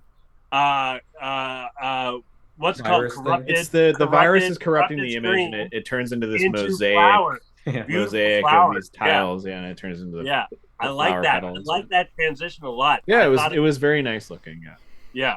I And agree. that is the movie The Net. So we're gonna rapid fire into our final thoughts here. Raul, since you started us off in the beginning, why don't you give us your final thoughts on the film The Net, starring Sandy Bullock? Rapid fire thoughts are okay. It is a movie that other movies have done better, and it's like any like identity theft movie, but it's just the first quarter of it stretched out the whole way through. Not enough thrills for me personally. And I Slightly enough liked that. chills. It's like, yeah, but wait, do I rate it yet or no? Is that after? No, No, you're this- doing your whole thing. Your You're whole doing your thing. whole thing. Oh, Your- and your the rating. and your what Okay. went well even better. Well. Oh, what even went better. well, right? Okay, what went well? There are like those little moments that you just pointed out. That's like, oh, that's kind of clever. Like sleeping in the lot or whatever, and the guy not giving her coat because there's a gun in there and you don't know that yet. There's little things like that, but that's so not enough for me. I want like, again, like it's just like go to jail, try to get out, go anywhere, go be homeless for a while and watch you struggle and like find yourself out of that. But like she's kind of fine throughout the whole thing. She's kind of fine overall. She trades a cell phone to a homeless man just to like yeah, anything. She's okay. She's fine. The whole movie, she's fine. Hey, so that's that for me. But my rating out of 10, I'd give it 5.9 or 5.9, I'd say, out of 10, if not 6. Okay. It's just so like there. Or for Sandy B's, I give it a Sandy -C. Oh, damn, that's a good one. That is good. All right, thank you. Kaylin, why don't you hit us next? This one felt the most realistic out of the 4 movies we've done this month. Hackers was kind of childish. Sneakers was kind of analog. And then Ghost in the Shell was futuristic. This movie raised some real concerns, and I felt executed just fine. Sandy B is that girl next door who I could believe as someone who keeps to themselves, a recluse. For my what went well, identity theft. This shit is doable, kind of, sort of, a little bit, probably, most likely. It is kind of scary. My even better, I was gonna say anchovy pizza, but I've actually never had an anchovy pizza before. So you know what? I really don't know. Maybe anchovy pizza is good. It's a buy, and I give it the perfect night in with your choice of drink. I finished my vodka with popsicles. It was vodka with vodka. You finished it? And you're surprising. Oh. What's the Back to you, Jason. What's the MPAA rating? Did you get it? Oh, I did. My apologies. I missed it. My apologies. MPAA 33,595. That's a little thing that Kaylin's taken up. We're gonna watch movie number 1 someday. Not this January, but maybe next January. Maybe in The a Also, cabinet of Dr. Jason, if I Caligari. may, Yeah. before we finish this episode, I have a special little thing to say to the viewers, if Okay. that's okay. That's of course. Steve. This movie is fine. It's not terrible. It's not great, but That's- it's fine. While I'm watching it, I like it. But afterwards, I know that tomorrow I'll be like, that one moment was great. And then 2 days from now, I'll be like, what moment? What was I talking about again? I think the performances are all good, except for the obvious ADR that we pointed out a few times. There's tons of it, super guilty, but that also reeks of studio notes and like people don't really understand why the guy got knocked out and she didn't get knocked out. Oh, we'll do an insert shot of her taking a seatbelt off, and then we'll make him say, "Oh, my seatbelt got taken off. I can't believe you undid my seatbelt. Why would you do that?" Also, Ray Romano was originally cast to play that character. Was It can't it? rain all the time. No, he wasn't. Caleb. That was Ray Romano. I stole that from Dudesy podcast. Sorry. There were a couple things that I wanted to mention, but Jason had to do his like sprint mode. There's another one that's also like, Yes, okay, I think I know what you're thanks talking for about. holding my hand, where she's trying to get out of the building and she sees a pile of firefighter clothing, and you're like, oh, she's gonna put the firefighter clothing on and get out of the building, and she's gonna sneak out so that no one sees her. And then it cuts to fake Angela, and she comes in and she's like, did you see a 5'7" brunette come through here? And they're like, no, only firefighters have come through here, ma'am. No one but firefighters have come through here. And we're like, yeah, okay, we get it. We're fucked. And then then they show the pile of The firefighter pile of clothing again clothes. later. Yeah. Sorry, I skipped over that. That was That's so funny. That's so funny you mentioned that one, because the one I was going to talk about was when she puts the virus into the computer or whatever it is. Okay, yeah. Yeah, there's an ADR from the fake, version conning her. Mozart's Ghost? Yeah. And she's like, it's all ADR because you never see her mouth move, but she's like, she put the virus in the thing when you hit escape. It's taking over the thing. It's virus. It's taking over the thing now. It's Look at doing it right now. Doing everything we're doing. It's like she's just short of saying, like, the part in the beginning of the movie. Don't you remember at the beginning of the film that we're in right now? Yeah. So we both found something differently, Yes, but equally annoying. Yeah. Okay. Yeah. I have a third thing that was annoying to me, where during that end sequence where she's trying to like do the final hack and put the drive is upside down, so she keeps putting it in wrong and having this, and that just adds to that dumb suspense. Which No hackers can do that. Which it doesn't need. You don't need to add suspense to suspense. I'm already like, oh my god, is she going to hack at the planet or not? But she's like up trying to put the disc in, and like, oh, won't fuck. It's like when you like have a USB and you try to put it in. I find that to be a little bit more believable because she's nervous and shit than the movie just blatantly yelling at you like she dressed as a firefighter. You're like, yeah, we know, we saw her in the firefighter clothes, we don't need you to tell us 10 times. And then they like, the virus is doing the thing that it said it was going to do at the beginning of the movie. Like, it's like so what I will say, I didn't hate the movie. I thought it, again, I think it's just a fine movie. I don't think that it makes any sense now to watch it and be like, oh my god, can you imagine what the internet could do? Because now it's like, yeah, the internet is how we do everything now. If the internet didn't exist, we would all be dead. But what went well in this movie for me was two scenes in particular. Was the one that I've mentioned several times, which is the boat. The tension in that sequence is super good because you already know he's bad. You don't know exactly what he's going to do. Or is he going to kill her? I don't know. Then they bone and you're like, he's horny. Is he going to kill her? Is he now in love with her? What's happening here? I think it was a well done scene, and I wish that there were more scenes like that, or if they could at least have taken sort of the formula of that and stretched it longer, maybe. Like he didn't need to be evil that quickly. Imagine he was a heel turn halfway through the movie instead of 20 minutes into the movie, kind of thing, you know? Yeah. And then the sequence in the office I thought was well done, even though I think when she first goes in there and she's trying to sneak around to get to a computer, she's like the most obvious infiltrator, where she's like literally doing like that kind of stuff. You're like, okay, just calm down, Sandra. They know you're not supposed to be there. Also, I think it's funny that they're wearing almost the exact same sweater, but a different color. Like they're wearing like a blue and a green sweater that look exactly the same. I don't know if you guys noticed that. I did.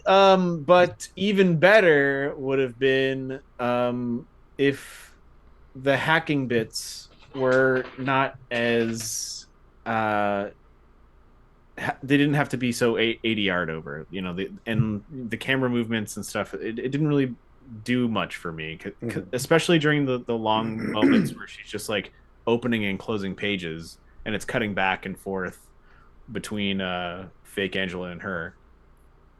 Because I didn't really know what she was trying to accomplish. Like I knew she was trying to get information, but I didn't really understand what she was doing. So it was just a lot of mumbo jumbo on the screen, and then like snap zooms into the screen and then out of the screen.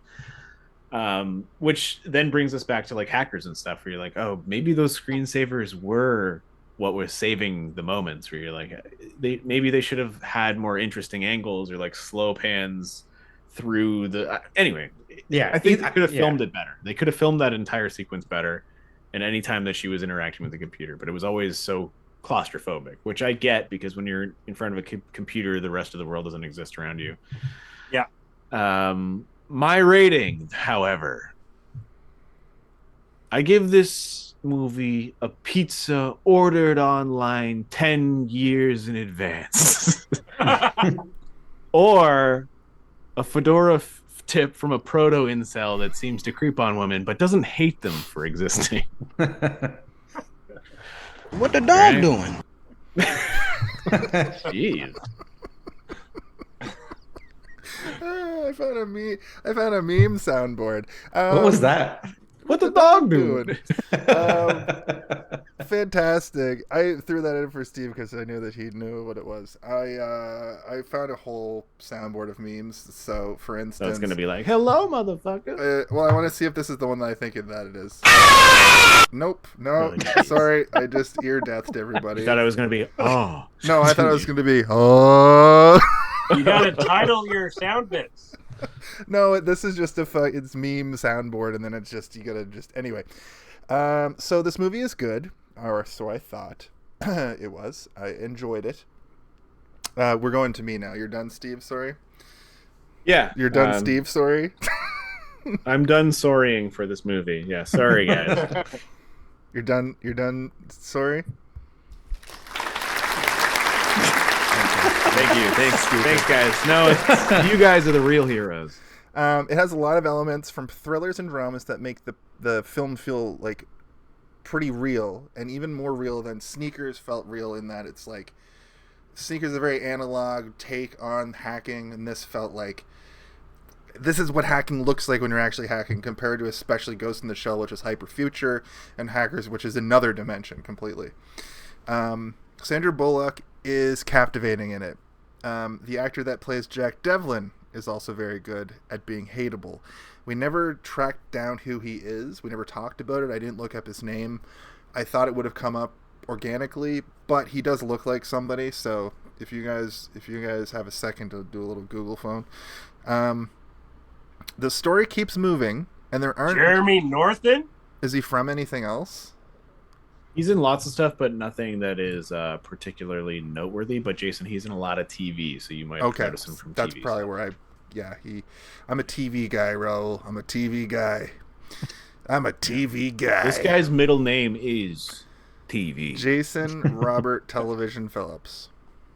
Jason Robert Television. Oh, the TV stands for television? I thought it was something else. What? I thought it was Tom Vincent. It stands for Nope, can't say that one.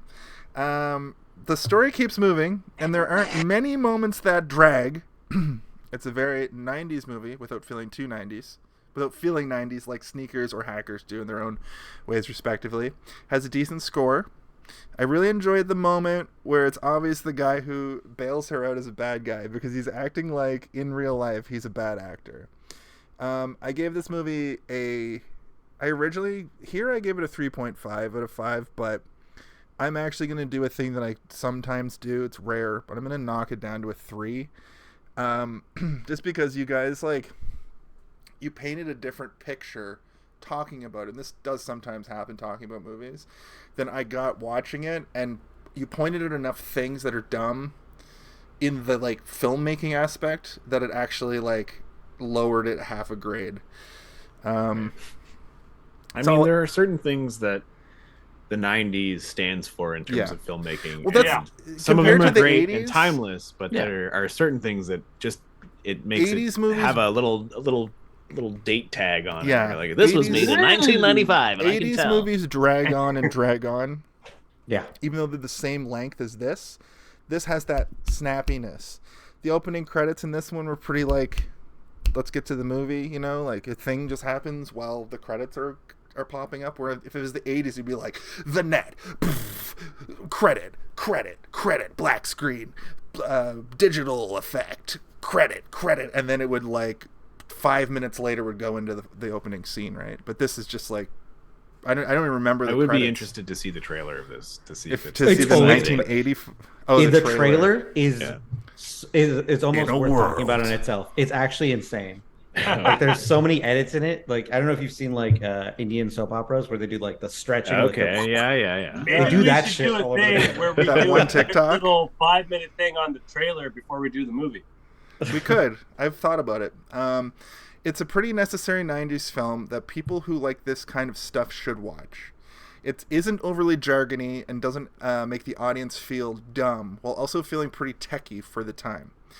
I give this movie uploading a virus to a computer at a convention that melts your false identity away. Nice. Sorry? Oh, sorry. I thought you were going to say, the part where she goes, we've got to meet IRL in real life. Yeah, funny. I didn't want to say it because I thought that someone else was going to say it, but I guess no one's gonna. So. What went well is what I just literally what I just said about it, not feeling like being techie without being too hit you over the head with jargon. Even better though, maybe take the stuff that is the movie shit and tone that down a bit. Make it more an indie version of this would have been a much better movie. Almost. Yeah. Make a less Hollywood feeling version of The Net. And I want to go. So we didn't talk about this, but there's a sequel to this movie that came out in 2008 called The Net 2.0. Isn't there a show? Are you serious? With the same plot. It's a woman. I thought it was going to be like the web or the internet. No, it's called The Net 2.0, and I think it's the same plot. But it came. It's like a plot. Straight to DVD movie. Right. Came so out. banking on the title, basically. Yeah, literally nobody's in it. It's probably It'd be funny if the guy movie. who got thrown, whatever, Devlin, he's back and he's in a wheelchair, and he's the Stephen Hawking. Yeah. Has no one returned? No one returns from the original. I don't know. It's the smoking doctor from Mexico at the beginning. He's the only. He's playing the same character, and he's like. But I think I had a similar situation a few years ago. I think there is a show from recently that's called The Net that's a similar premise. So there's a Netoverse, whether you like it or not. I don't know how a movie from 2008 about the same thing would work, but I want to track it down and see how bad it is. That's our show for this week. We've gone over by 45 minutes as usual. I have a special announcement to make, if that's all right. Okay. And if it's all right with you, for the next few episodes, we're going to mention it every episode. But before you mention it, the views and opinions of Caleb do not reflect the rest of us. Those of Jason and Steven. They do not. I know what it is. But we are getting close to our 100th episode. And I personally want to gift one of you viewers out there with one of these sweet ass hoodies. They're nice. Any they're color soft. you They're like. very nice. They're high quality too. Share, repost, whatever.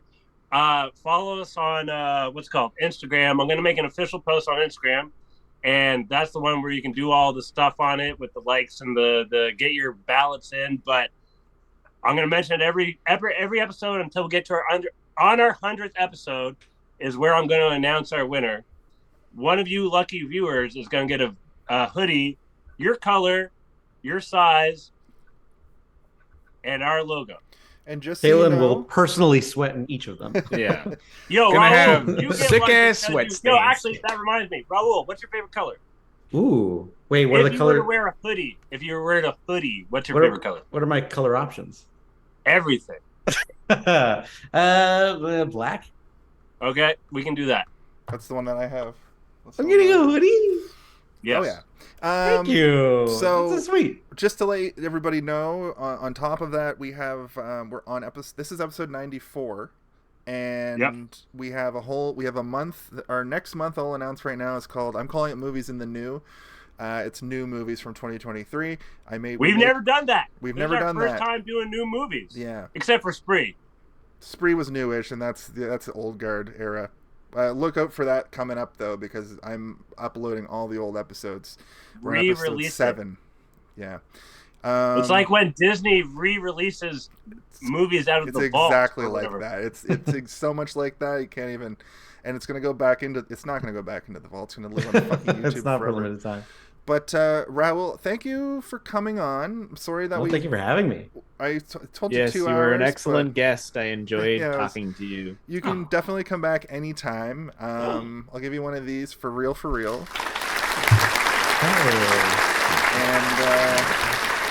I guess the only thing left to say is I like how it just cuts off so fast. It's the applause from Tim and Eric, basically. Oh, really? Yeah. It isn't, but when they cut to them, they clap and then they just stop. That's what it reminds me of. But I will say, for Kalen, for Steven, Raul, I'm Jason. For Steven and Jason and Raul, I'm Kellen. For Jason. For Kalen. For For Raul, I am Steven. For Caleb, Steven, Jason, I'm Raul. You did it! And we have to ask the question we ask each other and everyone else on the internet each and every week, and that's, hey, did you see this one? Did you see this one? Hey. Hey! Did you see this one?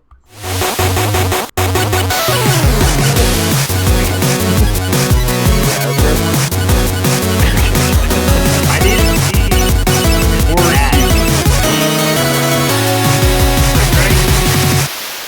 Cold Stream vodka.